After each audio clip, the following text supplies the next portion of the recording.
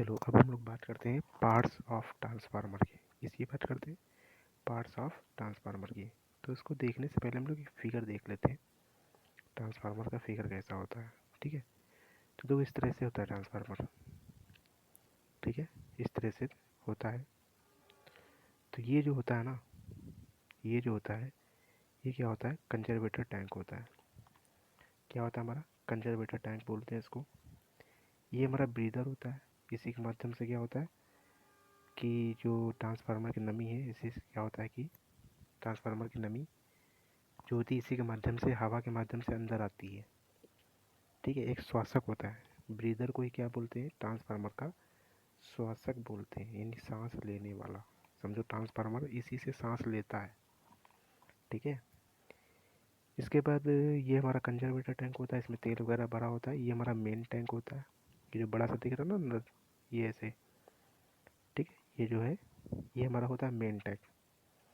ठीक है, तो जब मेन टैंक का जब तेल जो होता है जब ज़्यादा गर्म होता है तो कहाँ जाता है, कंजर्वेटर के ऊपर जाता है। तो कंजर्वेटर के ऊपर जाता था वो। ठीक है, तो यह तुम्हारा होता है कंजर्वेटर। ये तुम्हारा हो गया टैंक कवर हो गया। ये क्या है, तुम्हारा टैंक कवर है। कि अंदर जो टैंक है उसको कवर है ये। ठीक है, इसको ढके हुए है टंकी को, इसको बोलता है टैंक कवर। इसके बाद ये क्या है, कूलिंग ट्यूब है। ये जो है ना ऐसे करके आयताकार पट्टियाँ बनी है। इसके बाद ऐसे ही सेम ऐसे अंदर आयताकार पट्टियाँ, ऐसे आयताकार पट्टियाँ बनी हुई है। जिस प्रकार से हमने तुमको बताया था उसमें कि ट्रांसफार्मर के ऊपर हम लोग क्या लपेट देते हैं, पत्तियाँ लपेट देते हैं। ऐसे बताया था ट्रांसफार्मर, इसके ऊपर ऐसे ऐसे पत्तियाँ लपेटी थी ताकि ट्रांसफार्मर को क्या रखे, ठंडा रखे। तो वही चीज़ यहाँ पे भी, ये क्या तुम्हारा कूलिंग ट्यूब है। जब तेल से पूरा भरा होता है ट्रांसफार्मर, तो जो तेल होता है वो क्या होता है, गर्म होने लगता है। जो तेल गर्म होने लगता है तो यही तेल क्या होता है, इन्हीं पत्तियों में घूमता रहता है। घूमते घूमते दोबारा टैंक में फिर आता है। ठीक है, और जब ज़्यादा ही गर्म हो जाता है, जब इनसे ठंडा नहीं होता है, तब ये तेल कहाँ जाता है, ये देखो पाइप लगी है। ये जो पाइप लगी है यहाँ से क्या होता है, जो मेन टैंक का तेल होता है वो कंजर्वेटर में जाता है, और कंजर्वेटर से हमारा क्या होता है, फिर मेन टैंक में आ जाता है ठंडा होके। ठीक है, तो ये हमारा काम होता है। ये मतलब एक रफ आइडिया था, दिया मैंने तुमको। ठीक है, यहाँ पे क्या होता है, ये ड्रेन ऑफ लगा होता है। ठीक है, मतलब ऑफ, ड्रेन ऑफ मतलब ऑन ऑफ करने वाला होता है कुछ। ठीक है, तो ड्रेन ऑफ होता है। ये मतलब एक रफ आइडिया है, फिगर है ट्रांसफार्मर का तुम्हारा। ठीक है, एक तुम्हारा रफ फिगर है ट्रांसफार्मर का ये। ठीक है, तो ये तुम्हारा मेन टैंक। तो मेन टैंक के बारे में पढ़ते हैं जरा, क्या होता है मेन टैंक, देखते हैं मेन टैंक क्या होता है। तो मेन टैंक क्या होता है, इसमें ठीक है, तो इसमें क्या होता है कि इसमें दोनों वाइंडिंग जो होती है, ठीक है, इसमें दोनों वाइंडिंग यानी कि प्राइमरी और सेकेंडरी की बात हो रहा है। इसमें दोनों वाइंडिंग स्थापित होती है। जो प्राइमरी तथा सेकेंडरी, इस तेल को मापने के लिए किसका यूज करते हैं, ऑयल गेज का यूज किया जाता है। ठीक है, तो सबसे बड़ी खास बात क्या है, मुख्य टैंक है। मुख्य टैंक यानी कि इसमें तेल भरा होगा। ठीक है, नाम से क्लियर है, नाम से क्लियर है, मुख्य टैंक यानी कि इसमें क्या भरा होगा, तेल भरा होगा। और उस तेल को किससे नापते हैं हम लोग, ऑयल गेज से नापते हैं। इस तेल को किससे नापते हैं हम लोग, ऑयल गेज से नापते हैं। तो यानी कि ये तुम्हारा क्या है, मुख्य टैंक है। इसमें क्या होता है, इसमें ऑयल भरा रहता है, इसमें ऑयल भरा रहता है तथा वाइंडिंग जो है इस तेल में क्या होती है, पूरी तरह से डूबी रहती है। ठीक है, इसमें जो वाइंडिंग होती है वो तेल में क्या होती है, पूरी तरह से क्या रहती है, डूबी रहती है वाइंडिंग। ठीक है, इसमें दोनों वाइंडिंग स्थापित होती है, प्राइमरी तथा सेकेंडरी। ठीक है, इसमें क्या होता है, इसमें दोनों वाइंडिंग स्थापित होती है, प्राइमरी तथा सेकेंडरी। इस तेल को मापने के लिए हम लोग ऑयल गेज का प्रयोग करते हैं। इस तेल को मापने के लिए क्या करते हैं, ऑयल गेज का प्रयोग किया जाता है। अब हम बात करते हैं कंजर्वेटर टैंक की। किसकी बात करते हैं, कंजर्वेटर टैंक, यानी कि ये देखो हमारा कंजर्वेटर टैंक यहाँ पे लगा हुआ है। ठीक है, इसके बारे में पढ़ते हैं कि कंजर्वेटर टैंक क्या होता है। ठीक है, तो देखो क्या होता है कंजर्वेटर टैंक। यह टैंक ड्रम के आकार के जैसा है। तो देखो ड्रम के आकार के जैसा दिख रहा है। यह टैंक जो है ड्रम के आकार का होता है। ये कभी भी पूरा भरा हुआ नहीं होता है। ये टैंक जो है कभी भी इसको पूरा नहीं भरते हैं। एक पाइप द्वारा कंजर्वेटर टैंक जो है वो मुख्य टैंक से जुड़ा हुआ होता है। तो देखो पाइप द्वारा जुड़ा हुआ है, ये जो कंजर्वेटर है ये है पाइप, ये देखो जुड़ा हुआ है मेन टैंक से। ठीक है, तो एक पाइप के माध्यम से कंजर्वेटर जो होता है वो मेन टैंक से हमारा जुड़ा होता है। तो एक पाइप द्वारा कंजर्वेटर टैंक जो है मुख्य टैंक से जुड़ा हुआ होता है। जब ट्रांसफार्मर कार्य करता है, यानी कि जब ट्रांसफार्मर क्रिया करता है तो मुख्य टैंक के तेल का आयतन क्या होता है, बढ़ता है, क्योंकि तेल गर्म होगा। तुम ही सोचो, जैसे कि दूध वगैरह गर्म करते हो तो जब दूध गर्म होता है तो क्या उबाल मारता है, तो ऊपर की तरफ भागता है। इसी प्रकार से तेल भी होता है, इसमें तेल भी क्या करता है, गर्म होता है, तो तेल भी एक तरह से उबाल मारता है, ये भी क्या होता है, ऊपर की तरफ भागता है। तो कहाँ जाएगा, मेन टैंक का तेल कहाँ जाएगा, कंजर्वेटर टैंक में जाएगा। पाइप के माध्यम से किस में जाएगा, कंजर्वेटर टैंक में चला जाएगा। ठीक है, तो जब ट्रांसफार्मर क्रिया करता है तो मुख्य टैंक के तेल का आयतन क्या होता है, बढ़ जाता है, और इस आयतन को कंजर्वेटर टैंक की तरफ भेजा जाता है। और इस आयतन को कहाँ भेजा जाता है, कंजर्वेटर टैंक की तरफ भेजा जाता है जब मुख्य टैंक में तेल कम हो जाता है। ठीक है, जब मुख्य टैंक में तेल कम हो जाता है तो कंजर्वेटर टैंक का तेल मुख्य टैंक में क्या हो जाता है, ट्रांसफ़र हो जाता है। ठीक है, वही चीज़ है जो हमने तुमको ऑरल बताया। ठीक है, क्या कहने का मतलब है कि मेन टैंक में तेल है, तेल क्या होता है, गर्म होता है, गर्म होगा तो क्या होगा, संकुचन होता है। ठीक है, फैलाव होता है, तो तेल क्या होता है, फैलता है। तो ये पाइप के माध्यम से जो तेल फैलता है कहाँ जाता है, कंजर्वेटर टैंक में जाता है। तो कंजर्वेटर टैंक में जब ठंडा हो जाता है, ठीक है, तेल, तब ये फिर इसी पाइप के माध्यम से मेन टैंक में चला जाता है। ये कहने का मतलब है। ठीक है, तो ये तो हमने पढ़ लिया किसके बारे में, कंजर्वेटर टैंक के बारे में पढ़ लिया कि कंजर्वेटर टैंक क्या होता है। अब हम पढ़ते हैं ब्रीदर के बारे में। ब्रीदर यानी कि श्वासक। ब्रीदर मतलब कि श्वासक, और नाम से क्लियर है, ब्रीदर यानी कि सांस लेने वाला। ठीक है, नाम से ही क्लियर है, ब्रीदर यानी कि सांस लेने वाला। तो ब्रीदर जो होता है कंजर्वेटर टैंक से जुड़ा हुआ होता है।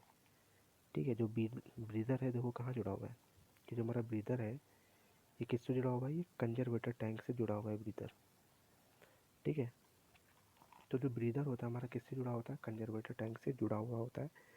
तो ब्रीदर जो होता है वो कंजर्वेटर टैंक से जुड़ा होता है। ब्रीदर के अंदर क्या होता है, सिलिका जेल भरा होता है। ब्रीदर के अंदर क्या होता है, हमारा सिलिका जेल भरा होता है। ठीक है, तो ब्रीदर यानी कि श्वासक, तो ब्रीदर कंजर्वेटर टैंक से जुड़ा होता है। ब्रीदर जो होता है कंजर्वेटर टैंक से जुड़ा होता है, और ब्रीदर के अंदर क्या होता है, सिलिका जेल भरा होता है। ब्रीदर के अंदर क्या होता है, हमारा सिलिका जेल भरा होता है। ठीक है, अब सिलिका जेल की भी कंडीशनें हैं कुछ। ठीक है, सिलिका जेल की भी कुछ कंडीशन है। जब शुद्ध या शुष्क सिलिका जेल होता है, ठीक है, शुद्ध या शुष्क सिलिका जेल होता है उसका रंग कैसा होता है, नीला होता है। ठीक है, शुद्ध या शुष्क सिलिका जेल जो होता है उसका रंग हमारा कैसा होता है, नीला होता है। ठीक है, तो क्वेश्चन पूछा जाता है शुद्ध या शुष्क सिलिका जेल का रंग कैसा होता है, नीला होता है। ठीक है, इसके बाद क्वेश्चन पूछता है नमी सोखने के बाद या काम में लेने के पश्चात। नमी सोखने के पश्चात, नमी सोखने के बाद या काम में लेने के पश्चात सिलिका जेल का रंग कैसा हो जाता है, हल्का गुलाबी हो जाता है। तब हमारा जो सिलिका जेल का रंग है वो कैसा हो जाता है, तब हमारा सिलिका जेल का जो रंग है वो कैसा हो जाता है, हल्का गुलाबी हो जाता है। ठीक है, यदि सिलिका जेल को रेडिएशन, ठीक है, ये दोबारा उपयोग में लेना हो तो क्या करेंगे। ठीक है, यदि सिलिका जेल को दोबारा उपयोग लेना, यानी कि नमी वगैरह आ गई है, ठीक है, तो शुद्ध या शुष्क अवस्था में तो नीला होता है, जब नमी वगैरह का दोष आ जाता है तो ये हल्का सा गुलाबी हो जाता है। तो ये जो हल्का सा गुलाबी हो जाता है मतलब कि सिलिका जेल हमारा क्या हो जाता है, ख़राब हो जाता है। अब इसी सिलिका जेल का हमें दोबारा उपयोग करना है, इसी सिलिका जेल का हमें दोबारा उपयोग करना है। यदि सिलिका जेल को रिकंडीशन, यानी दोबारा उपयोग में लेना हो, रिकंडीशन मतलब कि रिकंडीशन, तो कंडीशन मतलब होता है स्थिति, और रिकंडीशन मतलब दोबारा उपयोग में, अगर उसको उपयोग में लाना हो तो क्या करेंगे। ठीक है, तो अगर दोबारा उपयोग में लाना है तो क्या करेंगे, सिलिका जेल जो होता है उसको क्या करेंगे, उसको सूर्य की रोशनी में सुखा देंगे। देखो किस तरह से होता है, ये होता है हमारा, ये होता है सिलिका जेल। ठीक है, ये एक ऐसा टाइप का उपकरण लगा होता है ट्रांसफार्मर में। ठीक है, ये होता है हमारा, क्या होता है, इसी के अंदर हम लोग क्या भरते हैं, सिलिका जेल भरते हैं। ठीक है, तो ये जो है ना हमारा, ये जो पत्थर के आकार जैसा है, तो ये हमारा क्या होता है, सिलिका जेल होता है। ठीक है, तो यहाँ से क्या होता है कि यहाँ से हमारा जो है ये ये है, यहाँ से क्या होता है हमारा, नमी प्रवेश करती है। वातावरण की जो नमी है वो यहीं से नीचे से प्रवेश करती है। मैं तुमको इसका फिगर दिखाऊंगा एग्जैक्ट किसी दिन। ठीक है, मेरे यहाँ जो ट्रांसफार्मर लगे उसका फ़ोटो क्लिक करके मैं तुमको एक वीडियो दिखाऊंगा। ठीक है, तो यहाँ से नीचे से क्या होता है, नमी प्रवेश करती है। ठीक है, तो ये जो पत्थर के आकार के जैसा है, पत्थर के आकार के जैसा है ये। ठीक है, तो नीचे से नमी प्रवेश करती है और ये पत्थर के आकार जैसा है, तो यहीं से नमी प्रवेश करती है। तो ये जो सिलिका जेल होता है नमी को अवशोषित कर लेता है, जिससे कि हल्का सा गुलाबी हो जाता है और सिलिका जेल हमारा ख़राब हो जाता है। तो ये हल्का सा गुलाबी हो जाता है। इस नमी को हटाने के लिए हम लोग क्या करते हैं, इस नमी को हटाने के लिए तो जो सिलिका जेल जो अंदर ईंट टाइप का भरा हुआ है ना, इसको बाहर निकालते हैं और इसको सूर्य की रोशनी में सुखाने लगते हैं। इसको क्या करते हैं, इसको सूर्य की रोशनी में सुखाना स्टार्ट कर देते हैं। ठीक है, और जब कभी क्या होता है, सूर्य वगैरह की रोशनी नहीं निकलती है, तब उसको क्या करते हैं कि तवे से फ्राई करते हैं। तवे से मतलब एक तवा होता है बड़ा सा, उसको 50 डिग्री सेंटीग्रेड पर गर्म करते हैं। उसको क्या करते हैं हम लोग, 50 डिग्री सेंटीग्रेड पर गर्म करते हैं। ठीक है, और गर्म करते हैं यानी कि उसको फ्राई करते हैं, मतलब जिस प्रकार से अंडा फ्राई करते हैं ना, उसको तवे के ऊपर डाल देते हैं और उसको क्या करते हैं, तवे से जलाते रहते हैं नीचे आग 50 डिग्री सेंटीग्रेड से कम तापमान ना हो, तो हमारी नमी जो होती है वो क्या हो जाती है, उड़ जाती है और अवशोषित हो जाती है। तभी पुनः शुद्ध यानी शुष्क अवस्था वाला बन जाएगा, नीला बदल जाएगा। ठीक है, जब डालोगे तो पहले हल्का गुलाबी होगा, तो जब नमी अवशोषित हो जाएगी तो 50 डिग्री सेंटीग्रेड पर गर्म करोगे तब ये पुनः क्या हो जाता है, नीले रंग का हो जाता है। ठीक है, तो देखो कुछ क्वेश्चन पूछे जाते हैं जो हमने डायरेक्ट लिख रखे हैं। एक क्वेश्चन पूछा जाता है, सिलिका जेल का उपयोग ट्रांसफार्मर में क्यों किया जाता है। ठीक है, सिलिका जेल का जो उपयोग है वो ट्रांसफार्मर में क्यों करते हैं, तो क्यों करते हैं, नमी को सोखने के लिए करते हैं। ठीक है, यानी कि हमारा जो ट्रांसफार्मर है, ट्रांसफार्मर में क्या भरा हुआ है, तेल भरा हुआ है। अब देखो तेल में अगर नमी जाएगी तो तेल हमारा हो जाएगा बेकार, पूरा का पूरा तेल हमें बदलना पड़ जाएगा। तो उसी के लिए हम लोग क्या करते हैं, सिलिका जेल का यूज करते हैं। तो उस जो नीचे से हवा प्रवेश करती है, तो नमी को सिलिका जेल क्या करती है, अपने पास बुला लेती है, यानी कि अपने आप में अवशोषित कर लेता है नमी को। तो ये जो नमी है, ये नमी कहाँ नहीं पहुँच पाती है, हमारी तेल के पास नहीं पहुँच पाती है। ठीक है, तो वही चीज़ लिखा है कि सिलिका जेल का उपयोग ट्रांसफार्मर में क्यों करते हैं, तो नमी को अवशोषित करने के लिए हम लोग सिलिका जेल का उपयोग करते हैं। दूसरा क्वेश्चन है कि ट्रांसफार्मर में ब्रीदर का उपयोग क्यों किया जाता है। ट्रांसफार्मर में जो है वो ब्रीदर का उपयोग क्यों किया जाता है, तो ब्रीदर का उपयोग क्यों करते हैं, तेल के फैलाव तथा संकुचन में मदद करता है ये। ठीक है, जो ब्रीदर होता है वो तेल के फैलाव तथा संकुचन में क्या करता है, मदद करता है। ब्रीदर यानी कि श्वसक, और ब्रीदर क्या होता है, कंजर्वेटर टैंक से जुड़ा होता है, और ब्रीदर के अंदर क्या होता है, सिलिका जेल भरा होता है। ठीक है, तो बात क्लियर ही है। ठीक है, तो सिलिका जेल कहाँ होता है, ब्रीदर के अंदर होता है, और ब्रीदर का काम क्या होता है, तेल के फैलाव तथा संकुचन में मदद करता है। ठीक है, ये देखो ब्रीदर लगा था इसे,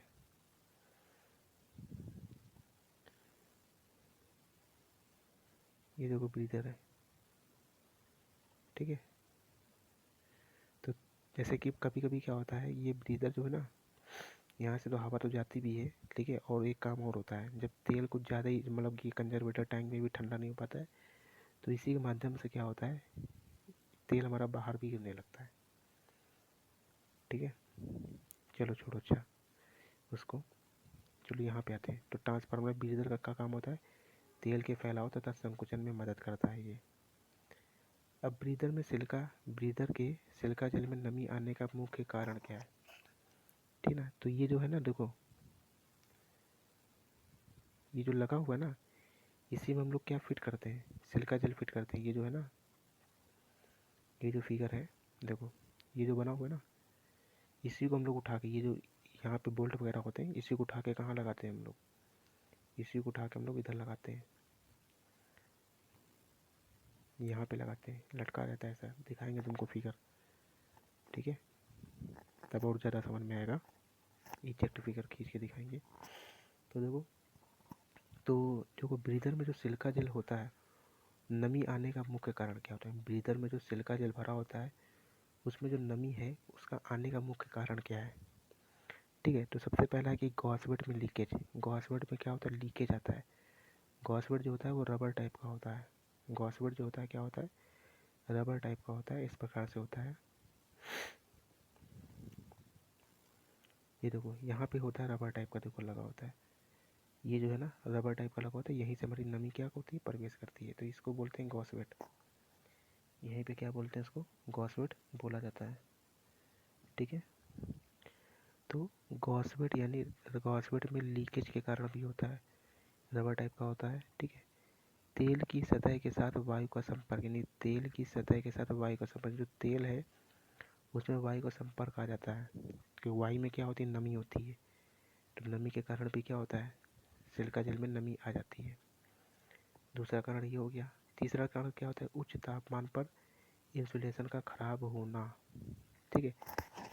तो नमी आने का एक ये भी कारण है, क्योंकि इंसुलेशन अगर ख़राब हो जाएगा, ठीक है, अगर तुम्हारा इंसुलेशन ही ख़राब हो जाएगा, क्योंकि तेल जो होता है वो इंसुलेशन होता है, ट्रांसफार्मर का जैसे तेल है, ठीक है, इसमें जैसे टैंक टैंक है, इसमें तेल है, ठीक है, इतना इंसुलेशन होता है कि अगर इसमें एक तार हम डाल दें और इसमें तुम्हारा एक हाथ डाल दें, ठीक है, तब भी तुमको करंट नहीं मारेगा। तो समझ लो इतना इंसुलेशन, यहाँ पे तार पड़ा है और यहाँ पे हाथ डाल दो तब भी उसमें तेल में करंट नहीं उतरता है, इतना भयंकर कुचालक होता है, समझो, ठीक है।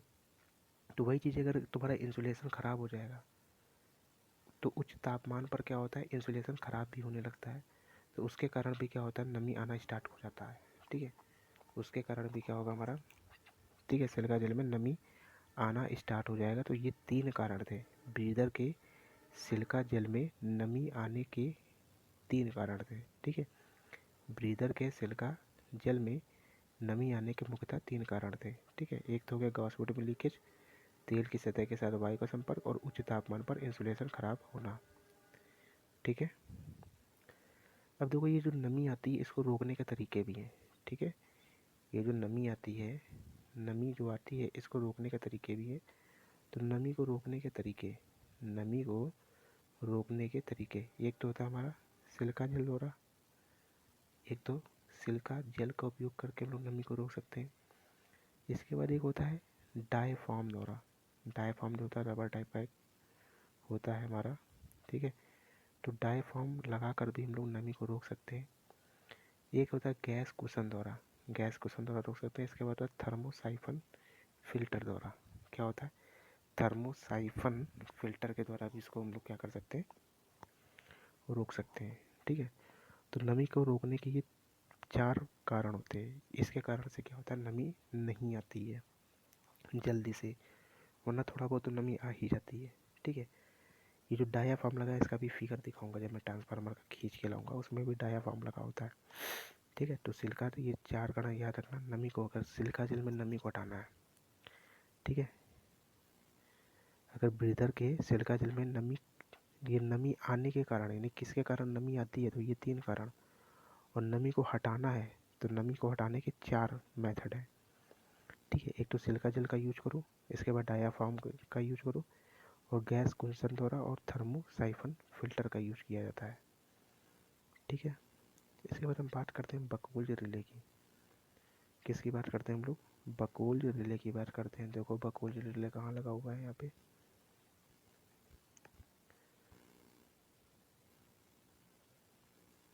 बकवुल्ज रिले इसमें दिखाई नहीं रखा है,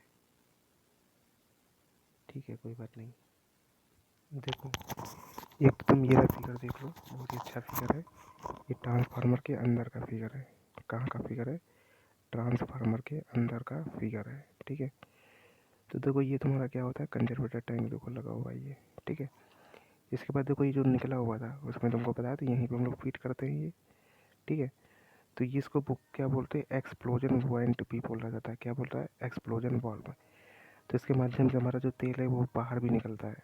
ठीक है, तो वही चीज़ बताया था। देखो, इसको एक्सप्लोजन वाल्व भी बोलते हैं। क्या बोलते हैं? एक्सप्लोजन वाल्व भी बोलते हैं। ठीक है, तो कोई यहीं पर एक्सप्लोजन वाल्व के पास ही देखो डायाफ्राम भी लगाया जाता है। यहीं पे क्या लगाया जाता है? डायाफ्राम भी यहीं पे लगाया जाता है। ठीक है, इसके बाद यहाँ पे क्या होता है? ऑयल लेवल इंडिकेटर भी लगा होता है। ऑयल लेवल इंडिकेटर नाम से क्लियर है, ऑयल लेवल इंडिकेटर। तो इंडिकेटर का काम क्या होता है? सूचना देना। तो ये किसकी सूचना देगा? ऑयल लेवल की सूचना देगा, कितना हमारा ऑयल भरा हुआ है।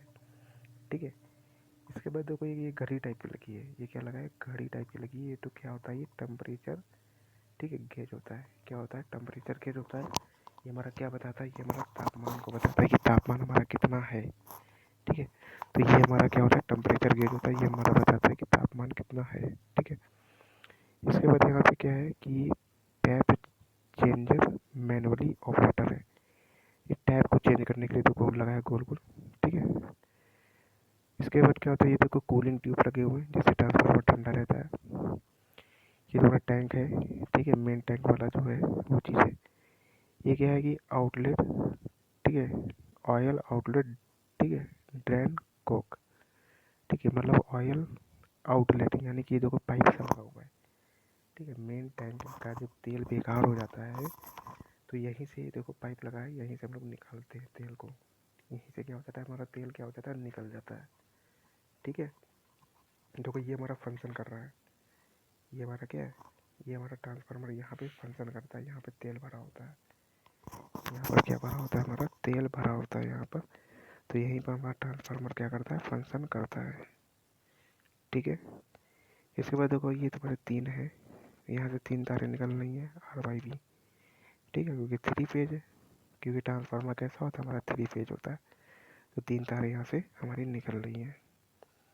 ठीक है, देखो ये हमारा ब्रीदर लगा हुआ है यहाँ से। देखो इसमें जो बहुत अच्छा फिगर बना हुआ है, देखो ब्रीदर के लिए यहाँ बनाया हुआ है स्पेशल। ये बिल्कुल इजेक्ट फिगर है, ऐसे ही होता है। ट्रांसफार्मर जो हमारे यहाँ बना है बिल्कुल सेम टू सेम ऐसे ही बना हुआ है। ये हमारा ब्रीदर है, इसमें सिरका चल वगैरह बना होता है।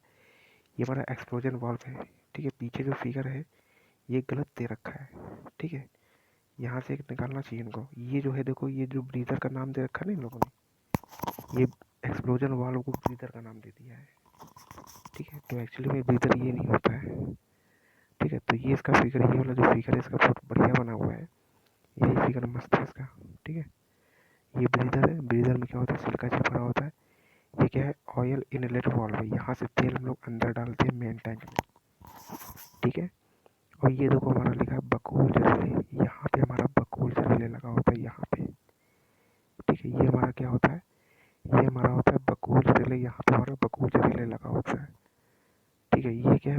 प्रेशर रिलीज डिवाइस है। ये बकूल रिले के ऊपर ही देखो एक बटन टाइप की लगी है, इसको बोलते हैं प्रेशर रिलीज डिवाइस। यानी कि प्रेशर को, यानी दाब को कम और ज़्यादा करने के लिए यहाँ एक तरह से देखा जाए तो बटन होती है। ठीक है, तो देखो बकूल रिले को ध्यान से देखो कहाँ कहाँ लगा है। तो बकूल रिले देखो, ये है बकूल रिले। तो कहाँ कहाँ लगा है? कंजर्वेटर और मेन टैंक के बीच में लगा है। लगा है कि नहीं लगा है? तो फिगर ध्यान में रहेगा तो रटने की जरूरत ही नहीं पड़ेगी। क्वेश्चन पूछ लेता है कि बकूल रिले कहाँ लगा होता है। तो बकूल रिले जो होता है वो कंजर्वेटर और मेन टैंक के बीच में लगा होता है। क्लियर इतनी बात? तो देखो ये चीज़ है हमारी। कह रहा बकूल रिले, तो बकूल रिले एक तरह से क्या होता है? सुरक्षा युक्ति होती है, सेफ्टी डिवाइस है। बकूल रिले कैसी डिवाइस है एक हमारी? तो बकूल रिले जो है एक तरह से हमारी एक सुरक्षा युक्ति है, यानी कि सेफ्टी डिवाइस है। ठीक है, तो बकूल रिले क्या होता है? एक हमारी सेफ्टी डिवाइस यानी सुरक्षा युक्ति है। ये कंजर्वेटर तथा मेन टैंक के बीच में लगाया जाता है। ठीक है, कहाँ लगाया जाता है? ये कंजर्वेटर तथा मेन टैंक के बीच में लगाया जाता है। बकूल रिले को कहाँ लगाते हैं? कंजर्वेटर तथा मेन टैंक के बीच में लगाया जाता है। ठीक है, ये गैस दाब के सिद्धांत पे काम करता है। किस पे सिद्धांत करता है? ये गैस दाब के सिद्धांत पर कार्य करता है। तो बकूल रिले जो होता है वो किस पे काम करता है? बकूल रिले जो होता है वो गैस दाब के सिद्धांत पर काम करता है। ठीक है, इसमें 2 मरकरी स्विच लगे होते हैं। इसमें क्या होते हैं? 2 मरकरी स्विच लगे होते हैं जो कि क्या कहते हैं? फ्लोटिंग करते हैं। फ्लोटिंग का मतलब होता है तैरना। फ्लोटिंग का मतलब क्या होता है? तैरना होता है। तैरने की स्पेलिंग क्या होती है? फ्लोट, FLAOT होता है। ठीक है, तो इसमें जो दो मरकरी स्विच होते हैं जो कि क्या करते हैं? तैरते हैं, यानी कि फ्लोटिंग करते हैं। ठीक है, तो सबसे मेन पॉइंट क्या है? ये सुरक्षा युक्त है। और एक ये भी पॉइंट पूछ जाता है, कंजर्वेटर होता है मेन टैंक के बीच में लगा होता है बकोल्ड रिले। तो पूछ लेता है कि बकोल्ड रिले कहाँ लगा होता है?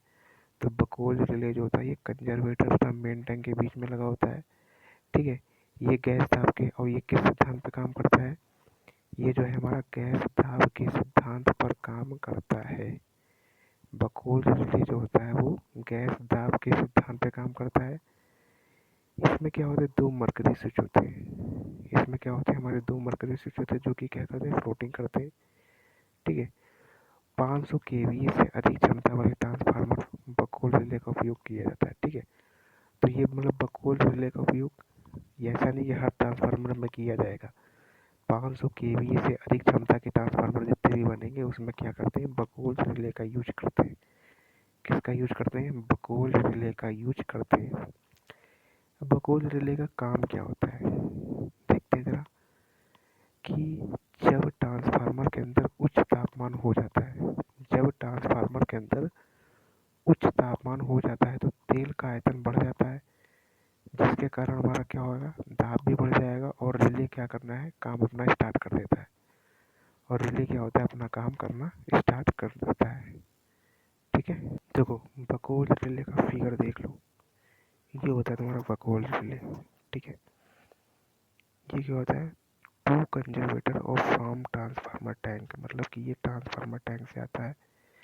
ठीक है, ये यहाँ से इसको ट्रांसफार्मर टैंक की तरफ इसको फिट करते हैं, और इसको कहाँ फिट करते हैं? कंजर्वेटर टैंक की तरफ।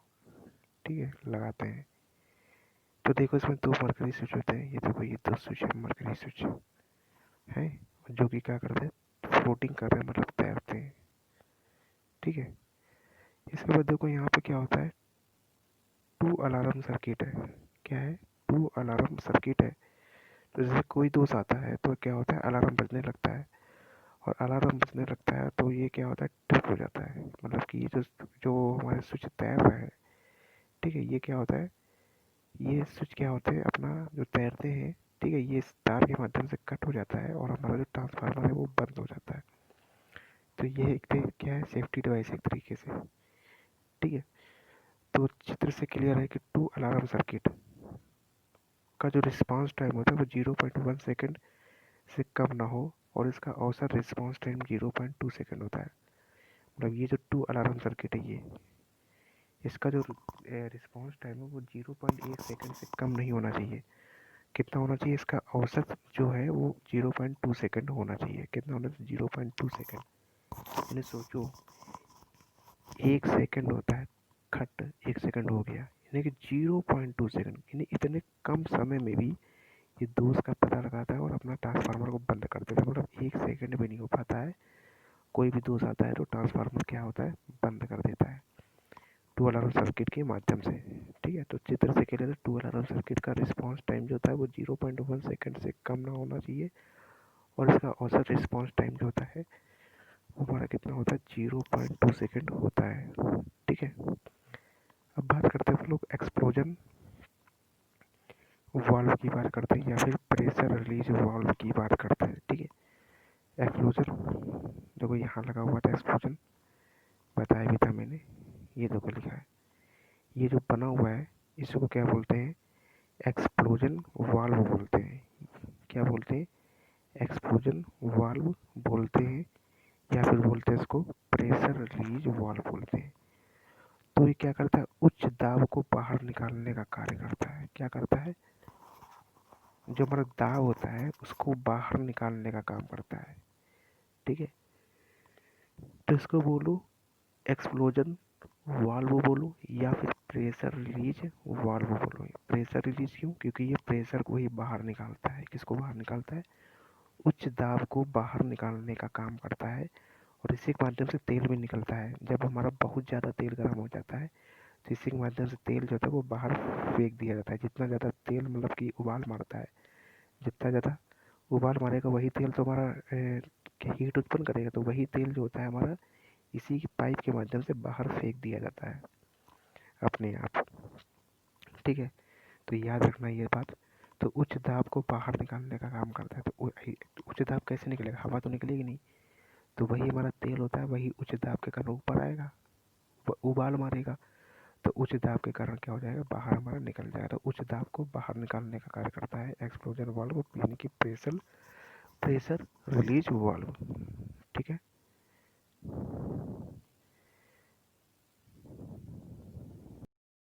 चलो अब हम लोग बात करते हैं ट्रांसफार्मर की हानियों के बारे में। ठीक है, ट्रांसफार्मर की हानियों के बारे में देखो, हानियाँ जो है मोटरों में जितनी हम लोगों ने हानियाँ पढ़ी थी, सेम टू सेम वही हानियाँ हैं, कोई डिफरेंस नहीं है। ठीक है, हानियों से कोई दिक्कत नहीं है, जो हमने पढ़ी लगभग समझो 80 से 85% वही कॉन्सेप्ट वही वर्ड यूज होंगे, इसके अलावा कुछ नहीं होगा। ठीक है, अब देखो ट्रांसफार्मर की हानियों में, ठीक है, दो प्रकार की हानियाँ होती है। एक तो होती है तुम्हारी विद्युत हानि, और दूसरी एक होती है यांत्रिक हानि। तो देखो सबसे पहली बात तो तुमको जब ट्रांसफार्मर स्टार्ट हुआ था तभी मैंने तुमको लाइन क्लियर कर दी थी यांत्रिक हानि के बारे में। हमने क्या बोला था, हमने बोला था कि ट्रांसफार्मर में कोई भी घूमने वाला भाग नहीं होता है, ट्रांसफार्मर में कोई भी घूमने वाला भाग नहीं होता है। तो ट्रांसफार्मर में जो यांत्रिक हानि होती है क्या होती है, शून्य होती है। ठीक है, ट्रांसफार्मर में यांत्रिक हानि क्या होती है, शून्य होती है, क्योंकि ट्रांसफार्मर में कोई भी भाग जो होता है वो घूमने वाला यानी कि रोटेट करने वाला नहीं होता है। ठीक है, यांत्रिक हानि जनित्र व मोटर में हुई होती है। ठीक है, जो यांत्रिक हानि है वो जनित्र व मोटर में ही होती है, क्योंकि इसमें घूमने वाला भाग होता है, क्योंकि इसमें घूमने वाला भाग होता है। ठीक है, तो यानी कि कुल मिला के हमारा यांत्रिक हानि यानी कि मैकेनिकल लॉस बोलते हैं इसको, इंग्लिश में क्या बोलते हैं, मैकेनिकल लॉस, MACH। ठीक है, NICAL। ठीक है, मैकेनिकल लॉस बोलते हैं। तो मैकेनिकल लॉस ट्रांसफार्मर में होता ही नहीं है, सबसे बढ़िया रीज़न है। याद रखो मैकेनिकल लॉस वहीं होगा जहाँ रोटेट करने वाला पार्ट होगा। ठीक है, तो ट्रांसफार्मर में ऐसा तो हमने कुछ पढ़ा ही नहीं है कि जहाँ पे कोई चीज़ रोटेट हो। तो ट्रांसफार्मर में कोई भी भाग रोटेट होने वाला होता ही नहीं है। ठीक है, इसीलिए ट्रांसफार्मर में यह हानि क्या होती है, शून्य होती है। ठीक है, ट्रांसफार्मर में यह हानि शून्य होती है, क्योंकि ट्रांसफार्मर में कोई भी भाग घूमने वाला नहीं होता है। ठीक है, इसके बाद बात देखो करते हैं, इसके बाद है कि यांत्रिक हानि जनित्र व मोटर में ही होती है। ठीक है, जो यहाँ मैकेनिकल लॉस होता है कहाँ कहाँ होता है, एक तो जनरेटर में होता है और दूसरा कहाँ होता है, मोटर में होता है। ठीक है, जो यांत्रिक हानि होता है कहाँ कहाँ होता है, यांत्रिक हानि जो होता है वो जनित्र में होता है, यानी कि जनरेटर में होता है, और कहाँ होता है, मोटरों में होता है। इन दोनों में लॉस होता है, क्योंकि इसमें क्या होता है, घूमने वाला भाग होता है, क्योंकि इसमें क्या होता है, हमारा घूमने वाला भाग होता है। इसके बाद हम बात करते हैं विद्युत हानि की। किसकी बात करते हैं हम लोग, विद्युत हानि की बात करते हैं। तो विद्युत हानि, ठीक है, यानी कि इलेक्ट्रिकल लॉस, किसकी बात करते हैं हम लोग, इलेक्ट्रिकल लॉस की बात करते हैं। तो इलेक्ट्रिकल लॉस हमारे दो प्रकार के होते हैं, एक तो होता है हमारा आयरन लॉस और दूसरा होता है कॉपर लॉस। ठीक है, एक हमारा होता है कौन सा, आयरन लॉस होता है, और दूसरा हमारा होता है कॉपर लॉस होता है। ठीक है, तो पहला होता है हमारा आयरन लॉस और दूसरा होता है हमारा कितना, कॉपर लॉस होता है। ठीक है, आयरन लॉस क्या होता है, आयरन लॉस बोलते हैं लोहा हानि और स्थिर हानि। ठीक है, आयरन लॉस को ही क्या बोलते हैं, लोहा हानि बोलते हैं, और या फिर इसको स्थिर हानि भी बोलते हैं, क्या बोलते हैं, स्थिर। ठीक है, तो आयरन लॉस यानी कि लोहा हानि, और लोहा हानि को क्या बोलते हैं, स्थिर हानि। स्थिर हानि मतलब कांस्टेंट लॉस, स्थिर हानि का मतलब क्या हो गया, कांस्टेंट लॉस। ठीक है, कांस्टेंट क्यों, कांस्टेंट यानी कि एक तरह से फिक्स है, स्थिर का मतलब क्या है, फिक्स। ये लॉस हमारा कैसा है, फिक्स लॉस है। ये लॉस कैसा है हमारा, फिक्स लॉस है, यानी कांस्टेंट लॉस है। ठीक है, इसी को हम आयरन लॉस को हम लोग चुंबकीय हानि भी बोलते हैं, क्या बोलते हैं, चुंबकीय हानि भी बोलते हैं, या फिर इसको क्या बोलते हैं, कोर हानि। ये बड़ा वर्ड इंपॉर्टेंट है यार, कोर हानि, ये बड़ा इंपॉर्टेंट वर्ड है। ठीक है, कभी कभी पूछ लेता है कोर में होने वाली हानि कौन सी होती है, तो कोर में होने वाली हानि कौन सी होती है, आयरन लॉस होता है। ठीक है, तो ये नाम याद रखना। पहली बात तो आयरन लॉस यानी कि लोहा हानि, ये तो इसी से क्लियर हो गया। और ये कैसा लॉस होता है, कांस्टेंट लॉस होता है, यानी कि लोड पर निर्भर नहीं करता है। ये लॉस क्या होता है, लोड पर निर्भर नहीं करता। ये सारी बातें मैं मोटर जब पढ़ाई थी तब भी हमने ये बातें बताई थी।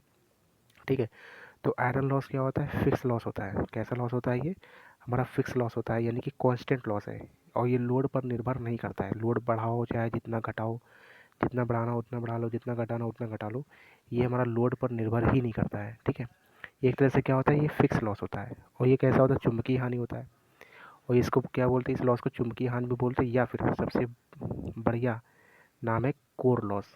कोर में होने वाला लॉस, कौन सा लॉस, कोर में होने वाला लॉस कौन सा होता है, आयरन लॉस होता है। तो ये इंपॉर्टेंट नाम बहुत है। ठीक है, डायरेक्ट पूछ लेता है।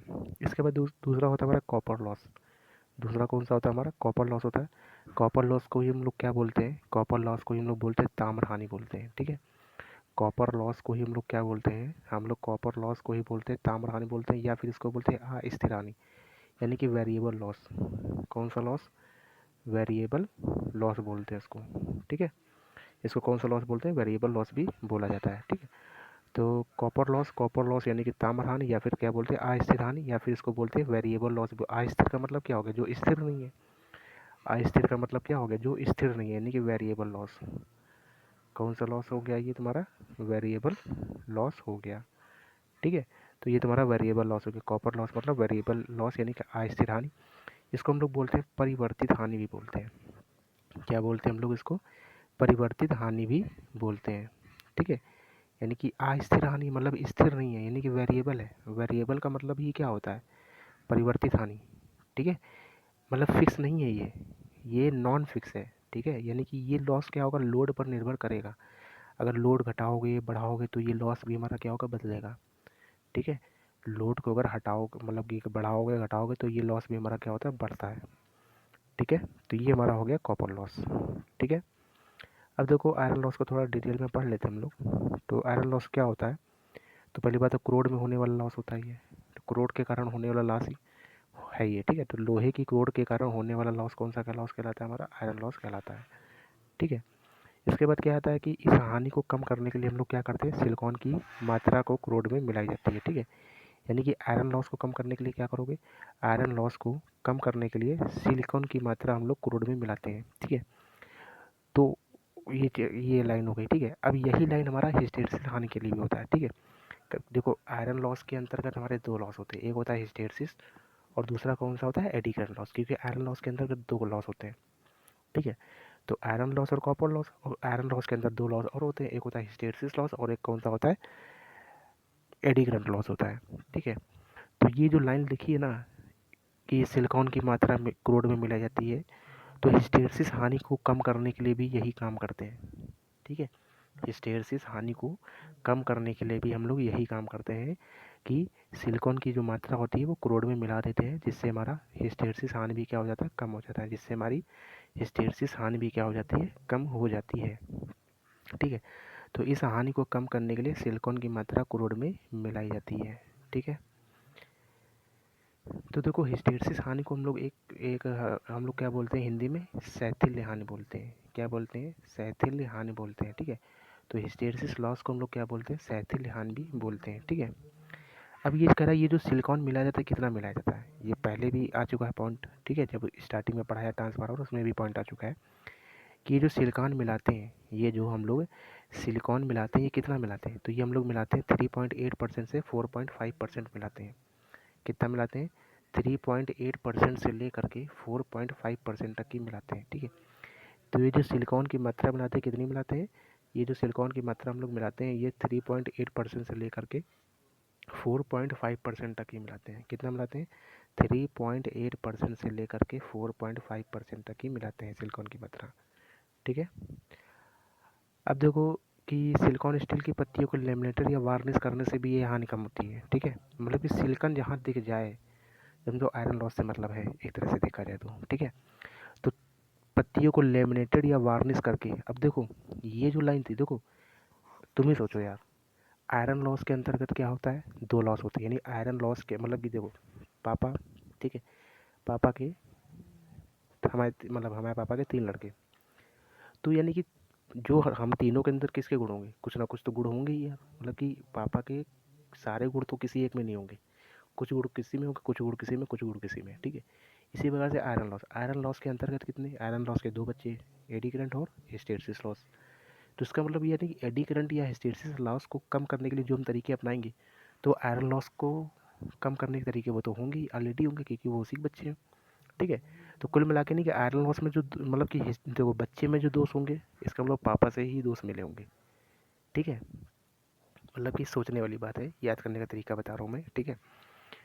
तो यानी कि हम लोग एडी करंट लॉस और iron loss, eddy current loss और आयरन लॉस को कम करने के लिए जो तरीके अपनाएंगे वो हमारे ऑलरेडी तरीके किसके कम करने के लिए हो जाएंगे? आयरन लॉस को कम करने के लिए हो जाएंगे, ठीक है। तो एडी करंट और हिस्टैरिसीस लॉस को कम करने के लिए जो तरीके होंगे वो ऑलरेडी आयरन लॉस को कम करने के तरीके होंगे। ठीक है।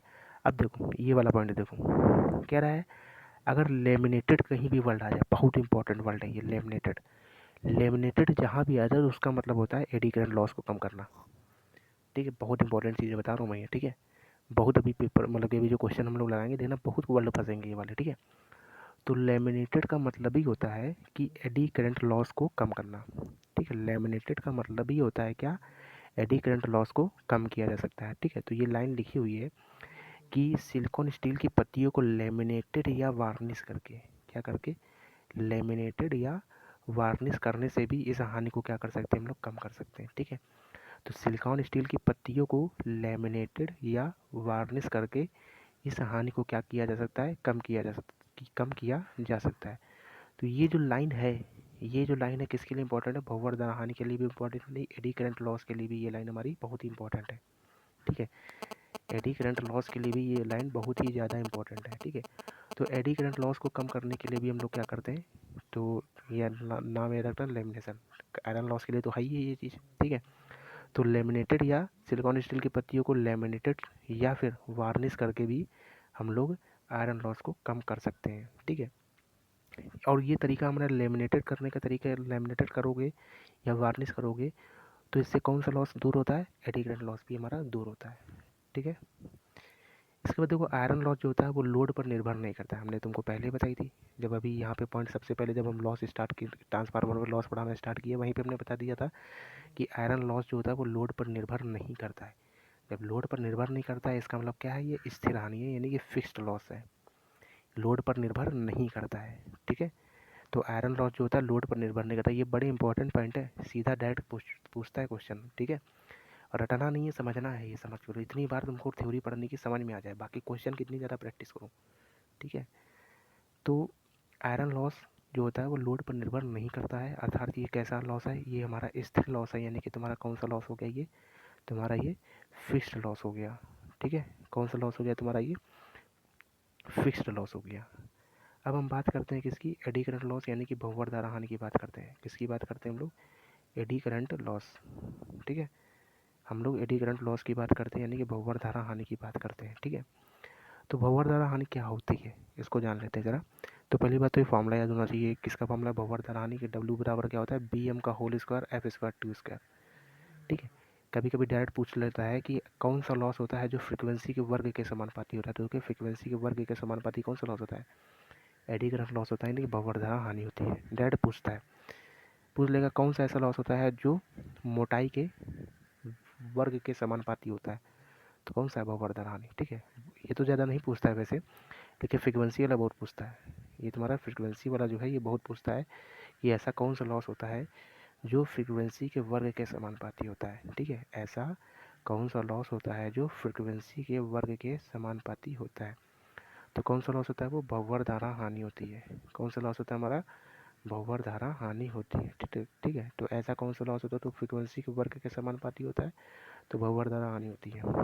ठीक है, तो देखो चुंबकीय फ्लक्स के क्रोड को काटने के कारण, चुंबकीय फ्लक्स के क्रोड को काटने के कारण जो लॉस होता है वो कौन सा होता है, भंवर धारा हानि होती है। चुंबकीय फ्लक्स के क्रोड को काटने के कारण कौन सा लॉस होता है, भंवर धारा हानि होती है। ये सब तो नहीं पूछा था, बकवास पॉइंट है। ठीक है, बस सबसे ज़्यादा यही पूछा था कि भंवर धारा हानि को कम क्या करने के लिए क्या करोगे, तो ये सिलिकॉन स्टील की पत्तियों को लेमिनेटेड या वार्निश करोगे, और उसके बाद फार्मूला पूछ लेगा और ये पूछ लेता है कि किसके समानुपाती होता है, फ्रीक्वेंसी के वर्ग के समानुपाती होता है। ये तो बताओ, जब तक क्वेश्चन लगाना स्टार्ट नहीं करोगे खुद, जब तुम क्वेश्चन लगाना स्टार्ट कर दोगे ना तुम्हें खुद ऑटोमेटिक पता चल जाएगा क्या इंपॉर्टेंट है और क्या इंपॉर्टेंट नहीं है, क्या चीज़ पढ़नी है, किस तरह से नहीं पढ़नी है। ठीक है, इसलिए मैं तुमको जोर देता हूँ कि क्वेश्चन बहुत लगाने, बहुत ज़्यादा प्रैक्टिस करो। कोई ज़रूरी नहीं कि हम तुमको चैप्टर पढ़ाएं, उसके पहले भी क्वेश्चन तुम लगा सकते हो। ठीक है, जैसे मान लो जितने भी पीछे रिवाइज वाले क्वेश्चन जितने भी चैप्टर हो गए, यार तुम एक चैप्टर को कम से कम 8-10 बार लगा लो, और सारे क्वेश्चन सीधा पहले क्वेश्चन उठाओ, एक बार सरस्वती निगाहों से पहले थ्योरी देखो, उसमें कुछ इंपॉर्टेंट चीज़ें होंगी, क्योंकि जो क्वेश्चन में चीज़ें फंसे उसको तुम थ्योरी वाली कॉपी में ही अपडेट कर लो, ताकि जब थ्योरी पढ़ोगे तो वो क्वेश्चन ऑलरेडी फिर तुम्हारे रिपीट हो जाएंगे, जब क्वेश्चन लगाने बैठोगे तो बहुत मजा आएगा तुमको। ठीक है, तो भंवर धारा हानि क्या होता है, चुंबकीय फ्लक्स के क्रोड को काटने के कारण जो लॉस होता है तो क्या होता है, भंवर धारा हानि होता है। ठीक है, चुंबकीय फ्लक्स का मतलब समझ लो, यानी कि चुंबकीय बल रेखाएं, चुंबकीय बल रेखाएं जानते हो, एक प्राइमरी से सेकेंडरी में जाते हैं तो काट रही है एक दूसरे को। ठीक है, तो क्रोड को काट रही है, क्रोड को काटेंगे तो उसी के कारण हमारा कौन सा लॉस होता है, बहुवर्धन हानि होता है। ठीक है, तो अब देखो इस हानि को कम करने के लिए फ्लक्स को निम्न प्रतिष्ठम प्रदान करना चाहिए, यानी कि निम्न रास्ता प्रदान करना चाहिए। मतलब क्या कहने का, देखो ये हमारी प्राइमरी वाइंडिंग होती है ऐसे, और ये हमारी इधर सेकेंडरी वाइंडिंग होती है, ये हमारी ये वाइंडिंग लिपटी हुई, ये प्राइमरी हो गया और ये हमारा सेकेंडरी हो गया। ठीक है, अब प्राइमरी में हमने इनपुट देते हैं, स्रोत जुड़ा होता है, और सेकेंडरी में क्या होता है, लोड। तो प्राइमरी में जब इनपुट देते हैं यानी कि एसीएम देते हैं तो चुंबकीय बल रेखा निकलती है और सेकेंडरी वाइंडिंग को क्या करती है, काटती है। ठीक है, प्राइमरी से चुंबकीय बल रेखा निकलती है और सेकेंडरी को काटती है। हमने तुमको बताया था, प्रतिष्ठम बताया था जब स्टार्टिंग में हुआ था, तभी चैप्टर कम से कम 15-20 मिनट के बाद ही बताया था प्रतिष्ठम। ठीक है, यानी कि हमने बताया था इसका पाथ जितना कम होगा, यानी जैसे रेजिस्टेंस होता है वैसे इसमें क्या होता है, प्रतिष्ठम होता है। ठीक है, प्रतिष्ठम क्या होता है, चुंबकीय बल रेखाओं को रोकने के लिए, जैसे प्रकार से विद्युत धारा को रोकने के लिए क्या होता है, रेजिस्टेंस होता है। ठीक है, उसी प्रकार से इंग्लिश में बोलते हैं रिलक्टेंस बोलते हैं, इंग्लिश में क्या बोलते हैं, रिलक्टेंस, यानी कि प्रतिष्ठम बोलते हैं, हिंदी में बोलते हैं प्रतिष्ठम। यानी चुंबकीय बल रेखाओं के रास्ते में रुकावट कौन पैदा करेगा,